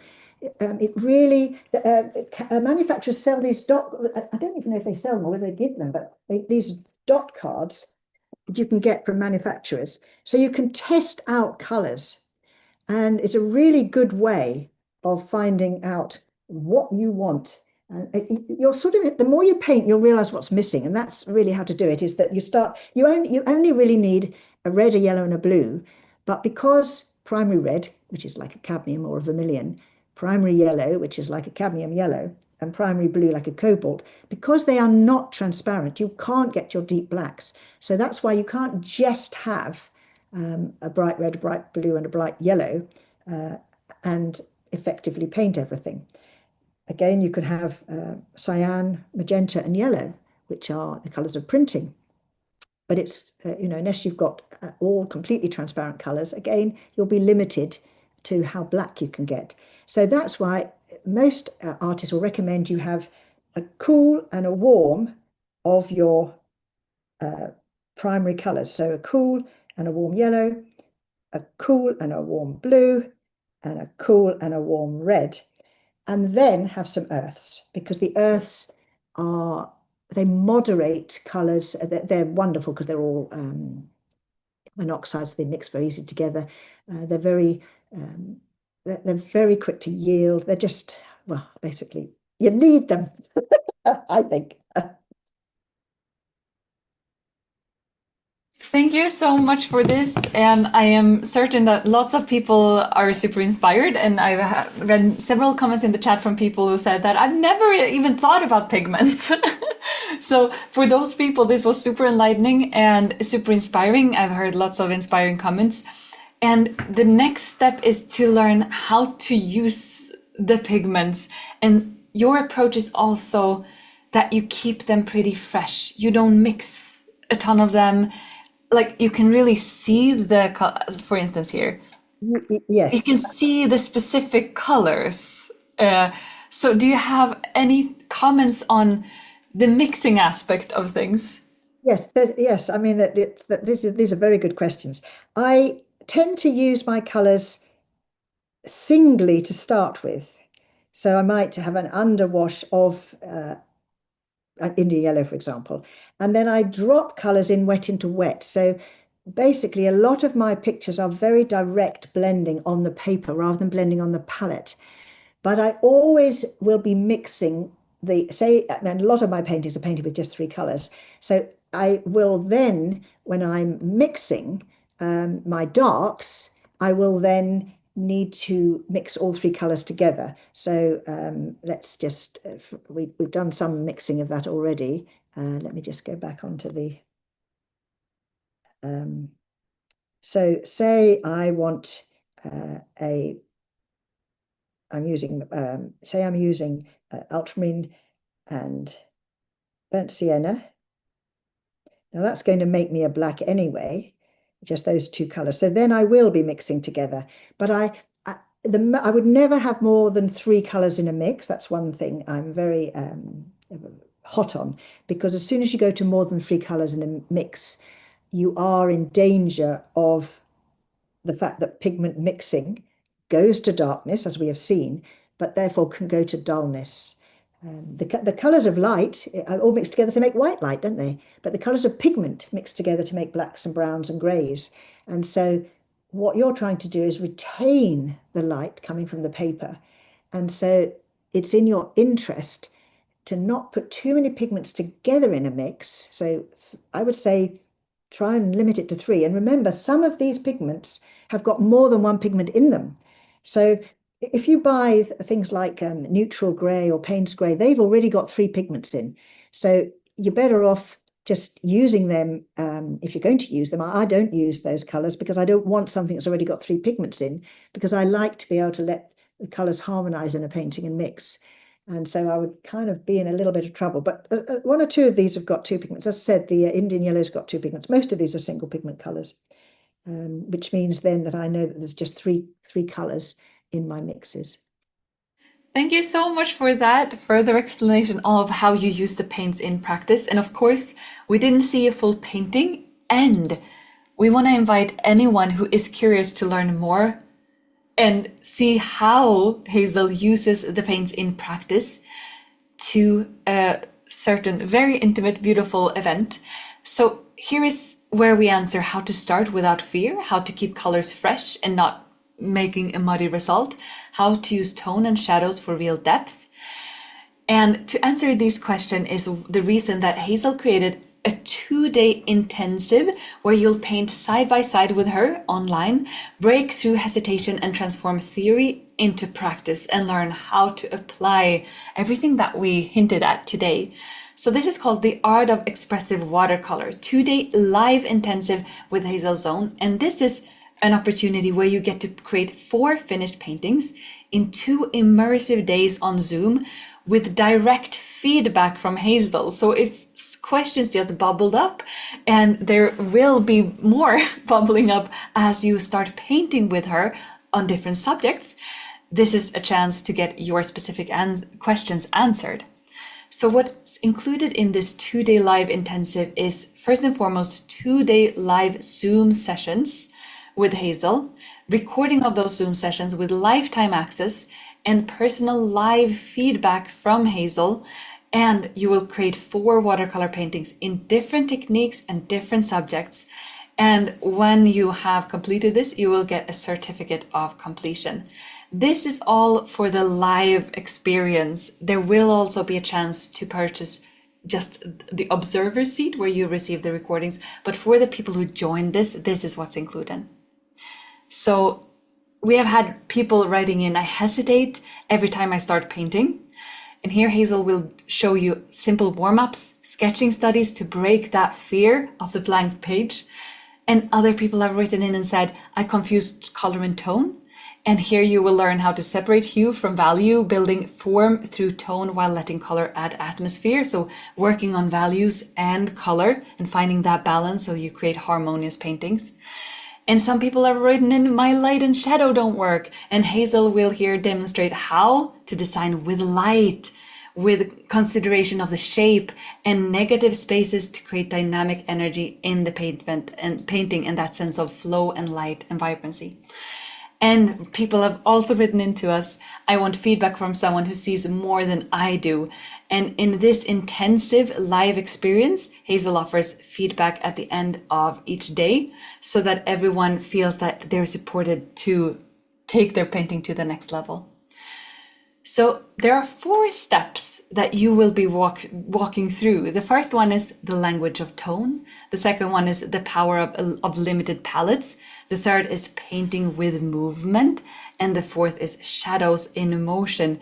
Could you share briefly what you mean by that as we check out some examples here of what, not exactly what you will be painting, but some examples of what you will be doing. So the first part of the first day, the language of tone. What is that, Hazel? And what do we learn here? It's one of my favorite subjects, which is the lion, because they're colorful, but they're not full of color. They're muted tones. And so they lend themselves very much to looking at value over tone, but you've still got to have color to make those values. And they, by mixing different colors to make your values, and to being aware that whenever you lay a watercolor brushstroke, you have to have both the tone and the value right to enable yourself to build the structure, to enable yourself to create the atmosphere. So we're going to use a lion, a picture of a lion that well, obviously we're working from photographs because we can't go take ourselves off to the Kalahari Desert, sadly. But one of my photographs to experiment with this, so we're thinking in both hue and value with something that I think you'll, one, enjoy painting, but two, you've got to make form, but you've also got to make life, and you've also got to keep it from getting muddy. And I also want us to really be painting with wet into wet techniques and some wet on dry, because wet on dry gives you definition, wet and wet gives you your blending and your ambiguity and a lot of your liveliness. So it's a matter of balancing the two. Thank you. And then on in the second half of the first day, you zoom in on the power of limited palettes and revealing how much can be achieved with less. Could you share what that is and how that helps us as watercolor painters? Yeah, I mentioned before that, you can do a lot with just three colors, three pigments, three colors. So we're going to paint a beach scene with rocks and the sea, and just use three colors. Now, in a way, it lends itself to a very limited palette because there's no bright reds in it. So it won't be difficult for that conception, but it'll make us make everything within it with the three colors that we have and be thinking, therefore, in how to build our tone, our values, and therefore our form and our structure incrementally through the three colors that we choose. Thank you for that. And then the second day, the first half is all about painting with movement. So the second day is light, shape, and shadow, narrative, and energy. And we feel this in the composition. And also, we have the people here. Lots of people shared in the chat that they were admiring the people in your paintings, and we have that sense of movement and ease and freshness and aliveness here. So for the first demo on this day is painting with movement. What does that mean, and what do we learn from exercising this ability? Well, painting with movement is sort of trying to say two things, because it's one, you need to move your body when you paint. You can sit to paint, but you need to have your hand, your brush moving. And if you hold it too tight or too low down, you stop getting the energy into the brushstroke itself. The brushstroke is a very expressive mark. A brush is a very versatile instrument. And so it's a lot about using the brush properly and getting the full potential out of it, but also creating movement. So it's sort of painting, you could almost take the with out, it's painting movement, but it's also painting with movement. And I love painting figures. I love painting people. I love the fact that they come in lots of bright colors because they wear lots of different clothing. And so it gives us an opportunity also to use some of the opaques. We're not doing quite such a bright picture as this one illustrated there, but we will, and we won't have so many figures because we wouldn't have, that would take all day and the next. But I will show you and enable you to paint. A lot of it's using the wet and wet to suggest, which suggests movement, but it's also being very decisive, and it's also making sure you mix strong, concentrated mixtures. So it's a lot of it is going to be about the mixing and about the blending and about the brushstroke. And obviously the design of the painting comes into effect when you paint something where we're viewing it from above, because suddenly the horizon's not there. So now you're really realizing that you're painting on a flat piece of paper and that it's pattern. And then we move all the way to a cityscape with figures. So this is the next level. And the theme here is shadows in motion. How does that differ from this one, and what is added to the equation in the fourth and final demonstration? Well, it probably shouldn't really be an S on the end of shadows, because it's shadow, in fact, it's light and shadow. So yes, it shadows emotion in the sense that the people are moving, but the shadow probably is a better, it's always difficult when things go into translation and stuff, but it's shadow because we're looking into the light. We're painting contre jour. We're painting something that I've Again, this photograph at something from Verona. I love figures coming towards me. I love silhouette because it means you can go straight into shape with one color, and therefore you can really concentrate on making a shape that says a lot, that's not bland, that's expressive in itself. And so because they're silhouettes, they are shadow. They also cast shadows, so there will be cast shadows that also need to have interesting shape on the flat paper. And because they're moving people, there needs to be fluidity. And because they're dark, we need to mix exciting blacks. And because I paint a lot from life, we're painting from photographs, but I want you to enable you to then go out, so you could go and paint something spontaneous from life. The whole idea is to show you it is to paint as if we were painting from life. And so we'll talk about that as well. Thank you so much for that. And we can see that there's a big variety of color choices, a big variety of subject matters, and also a big variety of techniques and brush strokes. You can see here there's a lot of wet into wet and controlled decision making here. And then as we move in here, we need to be bold with our brush strokes and have more vibrant colors. So there's a big variety. It's definitely learning all kinds of things from you in just a weekend. So this is an in-depth weekend with Hazel in an intimate setting. So why this format works and why this has such a great potential to teach you so many things and inspire you and motivate you on your watercolor journey is, first and foremost, it's a small group. So Hazel gets to take part and answer the questions that pop up during the experience. It's a live experience, so that's the second thing. Watching every brushstrokes when it happens, not in edited clips, creates that sense of it's happening, like that added engagement and motivation to be super on your toes. And then 3 is the step-by-step growth. Every painting builds on each other and you have the sense of support. And then clarity and feedback. Learn not only what to do, but why with Hazel's comments. She will be sharing her process and her thought process and not just the painting process. And 5, it's lifetime access. So this is a big difference in comparison to when you go to an offline on location workshop. You might have a tremendous effect for the week after that. But then you wonder, what was that thing that she said now again? And you can always go back and revisit and refine at your own pace. So the results that you can gain here is understand how tonal value, hue, light, and shadow work together to create clarity, depth, and narrative. Apply wet into wet and wet on dry confidently. Mix strong values and lively blacks.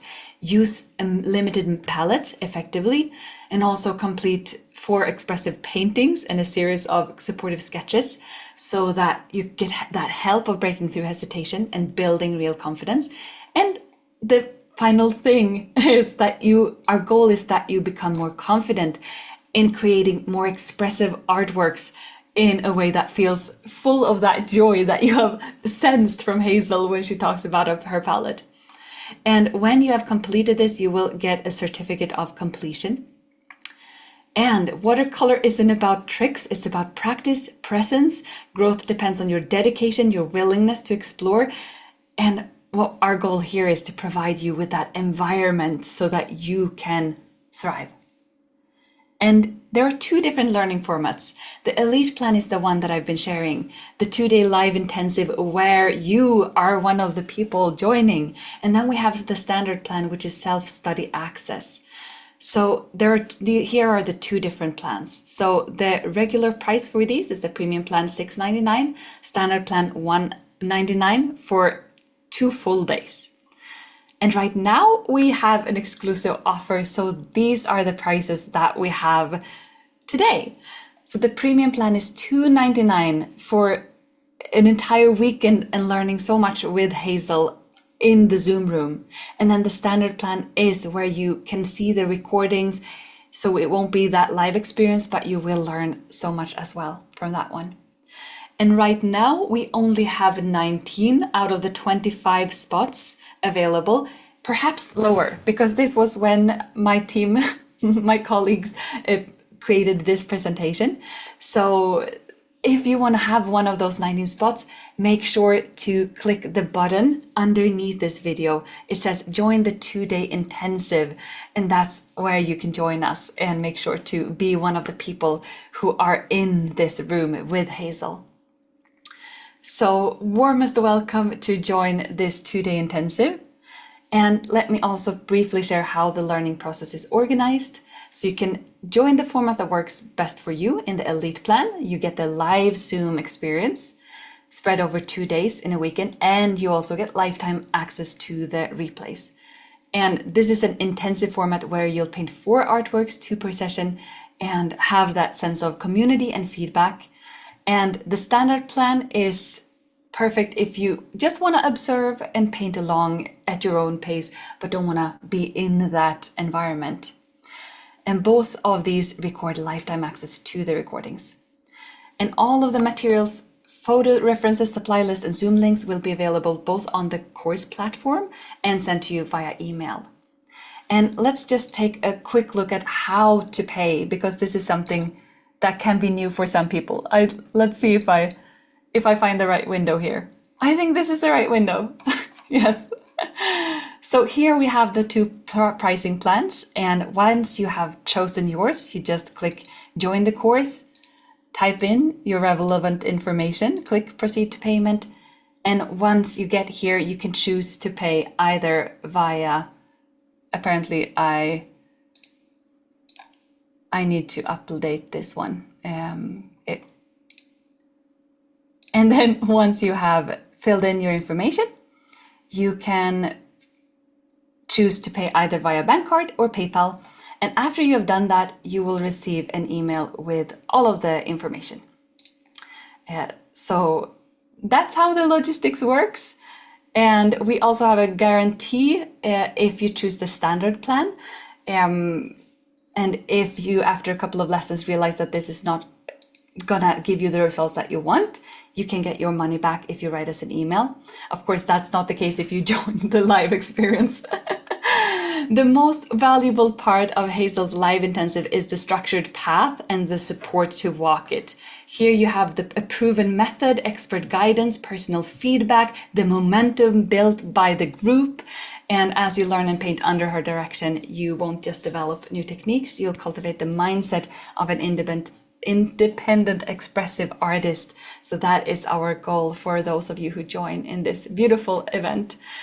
So warmest welcome. And Hazel, I would love to hear in your words, why have you created this 2-day intensive, and what is your goal for everyone who chooses to join and work with you through these 2 days and 4 different subjects? What is my goal? My goal is really to just share my passion and to shorten, to add velocity to your own watercolor journey, but to shorten the learning time, because I've been painting ever since, I've been painting in watercolor ever since I was probably 20. And so I've had many years, and I've learned many things. And so if I can pass them on, I can give you shortcuts. I mean, obviously you have to paint to paint. You have to cover paper. You can't learn to paint by just reading books or watching videos or whatever. But it definitely enables people to learn faster if they're guided. And, I'm happy to share what I've learned. I love this medium with an absolute passion, and I absolutely love sharing it. I just want people to have the same joy, or more even, if that's possible. I don't know if that's possible. So, yeah. And I've deliberately chosen, I've chosen 1 wildlife, 1 landscape, and 2 figure pictures, because I wanted different things, different subjects, but it's never about the subject.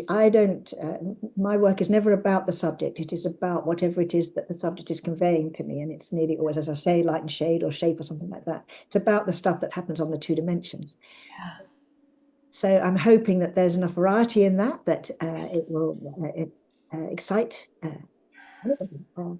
It's a shame there's only 25 spots, because I know that there's a huge demand for watercolor painting at the moment, and don't blame you, because it's so wonderful. I mean, I love it. I love having a life just painting watercolor.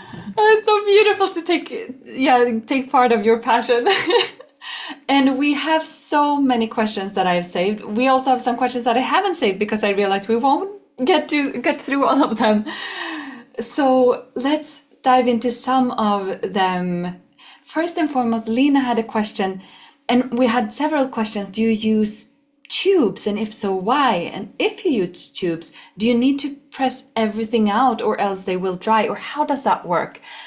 How do you choose Right, to do this? I do use tubes. I have when I'm working in my studio, I always have my tubes to hand, and when I'm traveling, of the colors that I use the most, I always make sure I'm carrying tubes as well, just little ones, and I top up my pans with them. I used to uh, use tubes in a china palette when I was younger. I could carry more weight, but as time's gone on, I've realized I don't need more space than this, and so I find now that pans that yield quickly, like these do, much more convenient. But I do always have tubes for because I run out and I need to be able to Mm. top it up. Sometimes it's rare.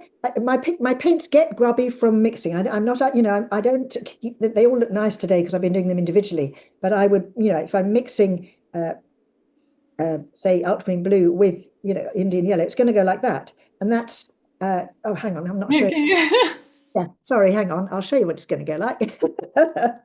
Right, so this is ultramarine blue, and then I mix it, pick up some Indian yellow to make it green. So now I've got a grubby Indian yellow. And if I need it immediately, then I can just take it off like this. But I won't uh, take grubbiness off a color until it's dry, unless I need it immediately then, because otherwise you're just wasting pigment. And it's very easy to clean up colors later on once they're dry. But the other thing is one of the reasons I have full pans, which I didn't mention, and the Horodam, this signature palette when it comes with the ones that come with it, because as I say, not everything in here comes with it. Um, they have some half pans, I could probably tell you, some full, 10, I think it's 10 large pans and 9 small pans. I think that's what it is. But I honestly, right now, please don't hold me to that because I honestly don't know. Um, so the large pans, the reason that I do that is that normally I would go my ultramarine, say I'm taking, and I would mix on half of this pan. So half of it will get grubby, and the other half stays clean. And that's why I have large pans of the colors that I use most often, so that I can keep a portion of the pan clean, even if it's a tiny corner. I mean, sometimes it might be the tiny little corner of the pink, but it's enough to get it out because look how, how quickly this color yields its hue to me. So, so now I've lost my plot. Where were we at? What were we asking? We were talking about tubes Yeah, or that's pads. exactly, yes. Yes, so I do have tubes as well, but I do, you can see here, I've squeezed bits from tubes into other corners of the palette. This is cadmium yellow here, and there's normally some quinacridone gold here, but that's gone, I think, now, because no, that's quinacridone gold. This is indanthrene blue, and this is that viridian I mentioned, and there's usually another turquoise color there, and sometimes there's quinacridone red in here. And I squeeze those. I carry sometimes. I don't always carry all my tubes, but I usually I have a little sort of pouch which I have my tubes in because I travel very light. I have it all down to a sort of very small amount. The paper takes up the most space, especially the large sheets, and that's the heavy bit. So that was that question. But then there was another question within that. What was it? Oh, about the squeezing out. Yes.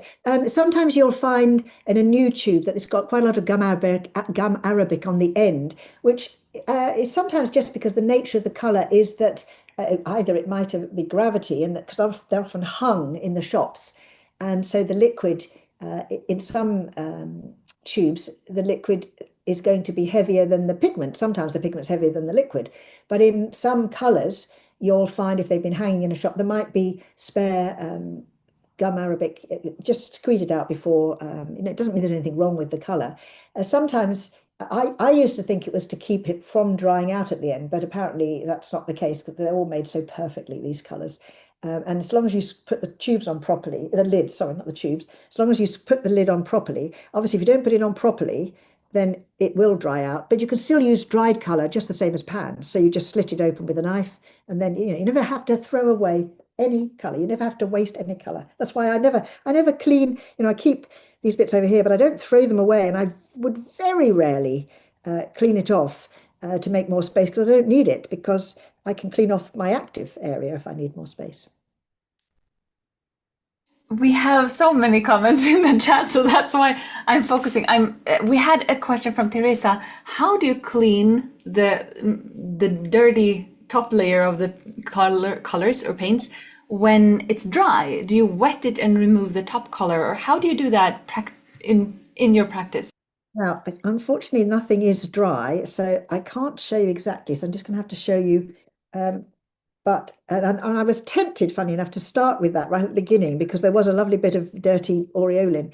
But then I thought it's going to be a bit odd if she starts by saying that. It's going to be people are thinking, what's she talking about? So, but basically, uh, there's nothing here that's really grubby. There's a little bit there that's damp. So here, let's a dry color. Let's find a color that's dry. Basically, what I do is I take here's sorry, let's see. Can you see my brush? Right. So I take usually a size 8 and I clean the brush, right? That's important. And then I knock the paint off, knock it off so it's just damp. What I don't want to do is lift pigment other than the dirty pigment on top, which will be belonging to another color. And then I just literally stroke it like this. So this is, I just stroke it and then I wipe it off over here. And then I stroke it until it's come off. So here, this is wet, so I'm going to take too much pigment if I do it. But basically, I just stroke it and then I wipe it off. So I'm always going back with a clean brush. The secret is always, you've got to make sure your brush is clean to lift, because if you take a dirty brush, if you take some off and you don't take it off your brush, then you're just putting it back again, aren't you? So it's always that's the thing is that you can, and I do it sideways. I don't go like, I don't dig in, because if you dig in, you'll go into your pigment, you'll push the grubby pigment in. And don't forget, it's not grubby, it's just from another color, but it is grubbied your pigment, your pan. Um, so basically, I don't know if you can see, I'm across I'm coming sideways on. I'm doing it sideways, if that makes sense. So that it's just caressing the top and just taking that very top layer of contaminating pigment off the top. Thank you so much for that very, very practical advice. So super thanks for that. We have received several questions regarding your sketching process. And when we watch these images, we don't see graphite, we don't see any clear sketching lines. So how does your sketching work when you paint? Right.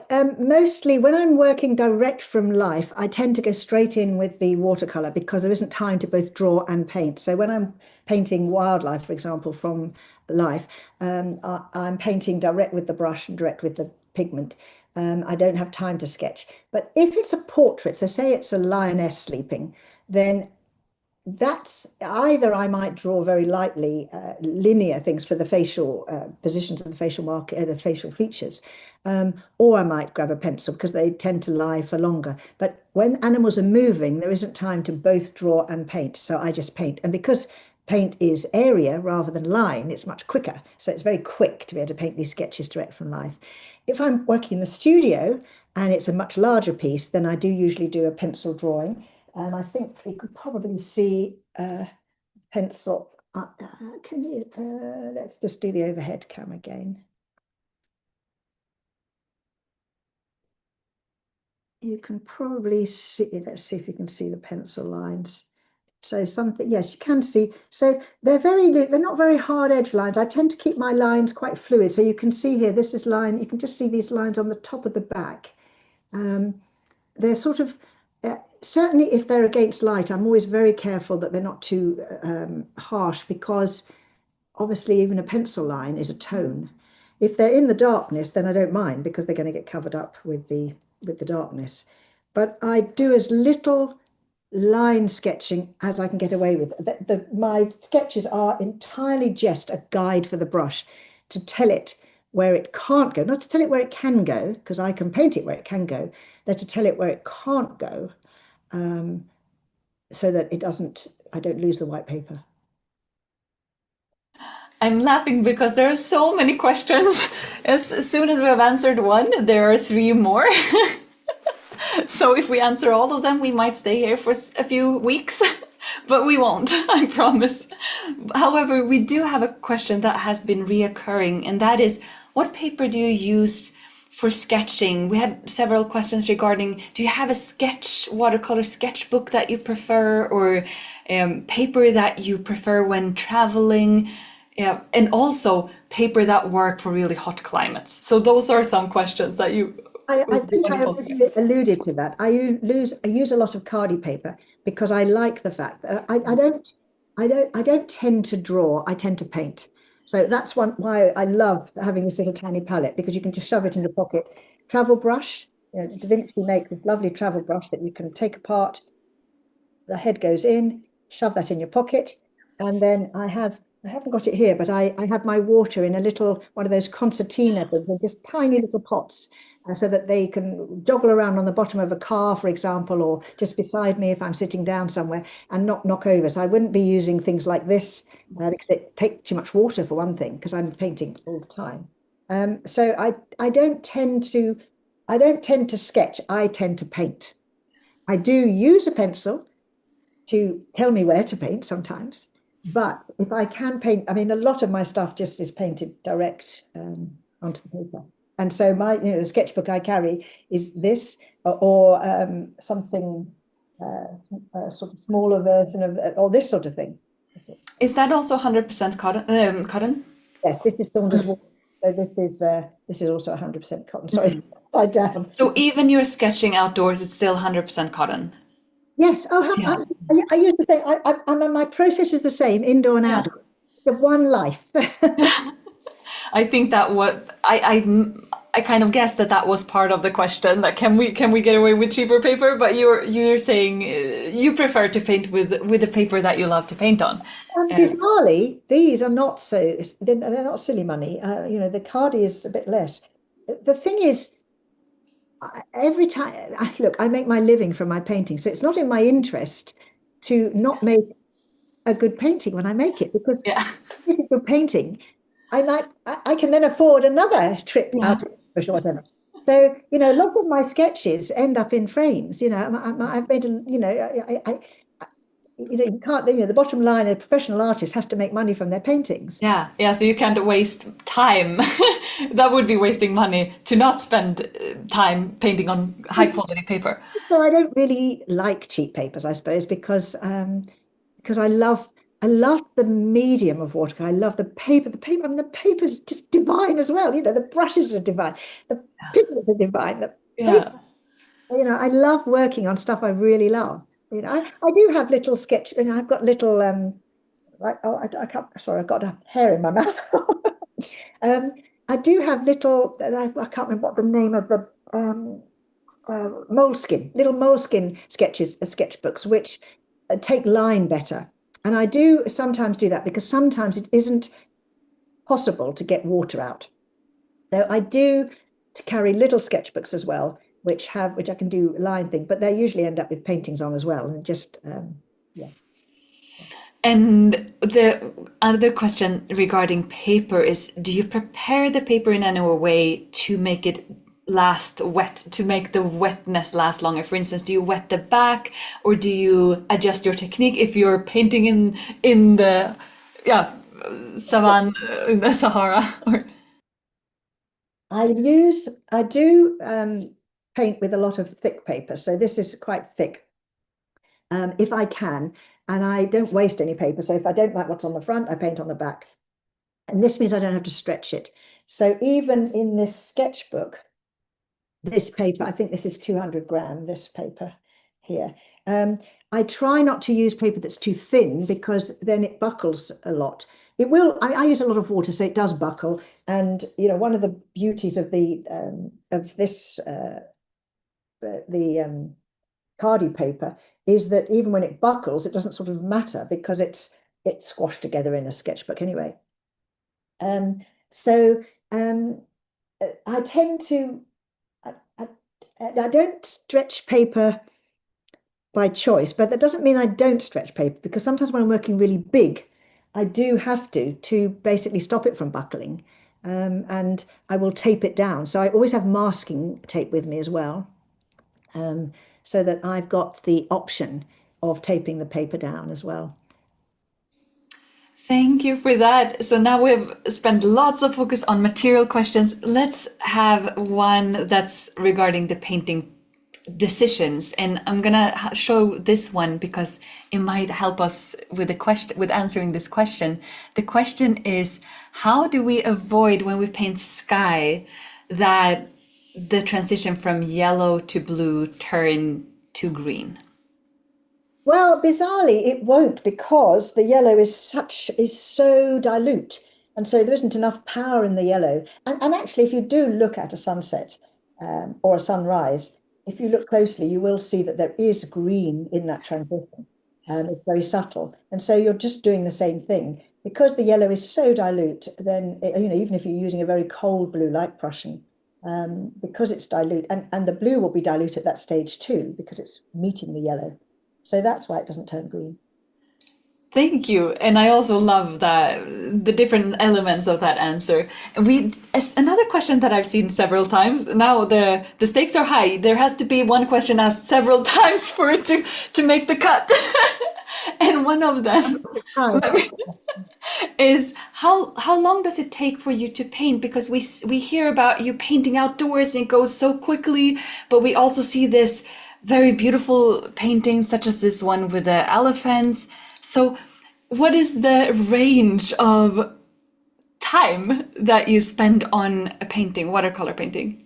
Oh, it completely varies. I mean, sometimes, a quick sketch outside might have to be done in 2 minutes or even less sometimes, obviously, to catch it because, something's moving. And usually I have to say, if I'm painting animals that are moving, I usually pick herd animals because then when one moves, you've got another who moves into their position type of thing, not into their physical position, but into their same pose. And so, I might only paint the head and the neck in the first quick marks. And then I have to use another of the springbok, for example, to paint the back, and then maybe another one to paint the legs, etc. So, and you'll notice that a lot of my sketches are sideways on because it's much easier to paint a sideways on shape than to have a something that's coming towards you. So, I don't, I challenge myself, but I also don't make my life difficult for myself if I'm wanting to paint something and see something. Watercolor is difficult enough in itself. And then, when I'm in the studio, it can be, I mean, it's sometimes many hours, sometimes it's many days. There's no, and often, some of the best paintings come together quickly. Some of the paintings come together 90% well, and then I might spend days trying to sort out something that went wrong, but the rest of the painting is good that I need to keep it. So, I can spend a long time trying to correct something because I think the rest of the painting warrants being saved. So it's all different. I mean, people say, how long does it take to paint a painting? I usually say, 35 years or 40 years or whatever age I've got. I absolutely love that. And we have already spent the 2 hours together. So it might be time to wrap up, even though I know everyone who has asked your questions that we didn't get to all of them. I apologize for that, but we have answered so many still. So I hope that was inspiring. We do have one question that I think it would be inspiring for everyone. And that is, what are some tips to create that freshness, and what does it mean to preserve the light, or having the light preserved all through the painting process? So when it comes to freshness and keeping the light, or whatever we want to call that, what are your thoughts on that, and how do you teach that? Well, I think I would say we have covered that in the sense that it is clean palette, clean water. Freshness is partly spontaneity and making decisions, but it doesn't necessarily mean haste. Sometimes, I mean, obviously, the more you paint, the more confident you are with the medium. And I think what I have learned to trust the medium. Watercolor is made brilliantly by those wonderful manufacturers who make it for us. It is so perfect. And often we interfere so that, the white paper sometimes looks better than the painting, or the palette looks better than the painting. This medium is exquisite in the extreme. And so a lot of it is about letting the medium do its thing, giving it more autonomy, really. Thank you for that. And you can see how you decide something and then you do it together with the watercolor and then you leave it. It's not 100 layers, it's not 100 colors. It's that it really is a kind of gentle confidence that shines through your paintings. And I see so many beautiful comments in the chat, so I want to thank everyone who took part of this experience. And also, of course, I want to welcome anyone who wants to be in the Zoom room with Hazel to join the live intensive, the 2-day experience, the Zoom. And let's see we had some questions about the dates, which I actually realized were not in that presentation. I have, is it the 6th and the 7th? Is that correct? I think so. Hang on, I've got a busy diary. I never really, I'll have to just find a diary to confirm And it. I closed the window where I had that information. I do think that everyone, Check, hang on. I have it too, because it would be a pin. It's the 6th and the 7th. So that was correct. So it's the first weekend in October, basically. Hazel, we found it. Oh, you found it. I don't think it is a weekend. Isn't it a weekend? Yeah. I've just been saying weekend. No, I don't think it's a weekend. I think it is The 6th and the 7th. Let's see what days they are in the week. Monday and a Tuesday. Yeah. Monday and Tuesday. Monday and Tuesday. And until then, I hope that people are curious to explore their palettes and perhaps purchase some new paints if they were curious and intrigued. And that 12 color palette, such a good Yeah, thing. that's not ready till next year. No, you can't buy that yet. That's not yet. This is just the prototype. This is what it won't come out till I think it's February 2026. So that's next year's Christmas present. I did have to check that I could tell people about it because I want people to know because I'm so excited about it. I understand that. Yes, it's not coming out till February. And we have congratulations and thank you from IPC. We have Barbara saying thank you so much. Maureen says thank you, Hazel and Hannah. We have Sue saying thank you. Mahmoud saying very knowledgeable. Love you, Hazel. Kay says thank you.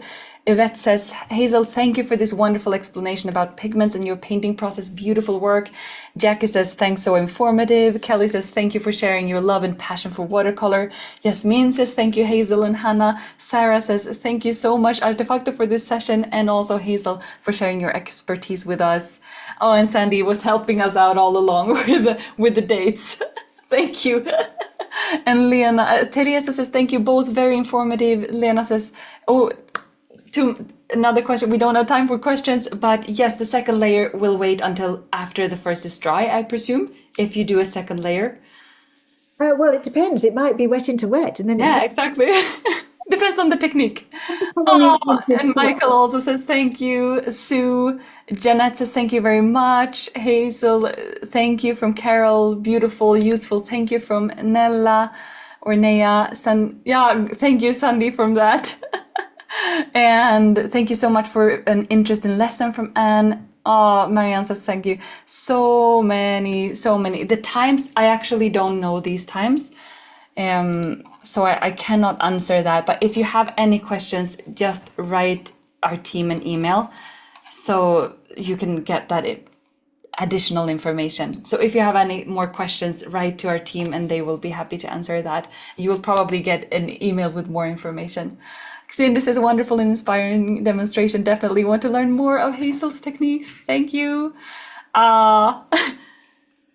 Thank you so much, everyone. And thank you so much, Hazel, for. Oh, yeah, we do have the times.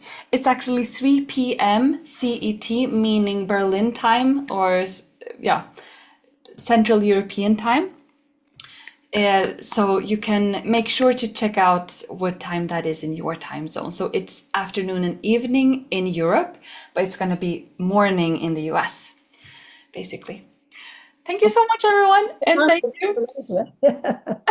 And thanks for sharing your passion and your insights into how you use the paints in your watercolor artworks and inspiring us to try these things out on our own. Thank you so much, Hazel.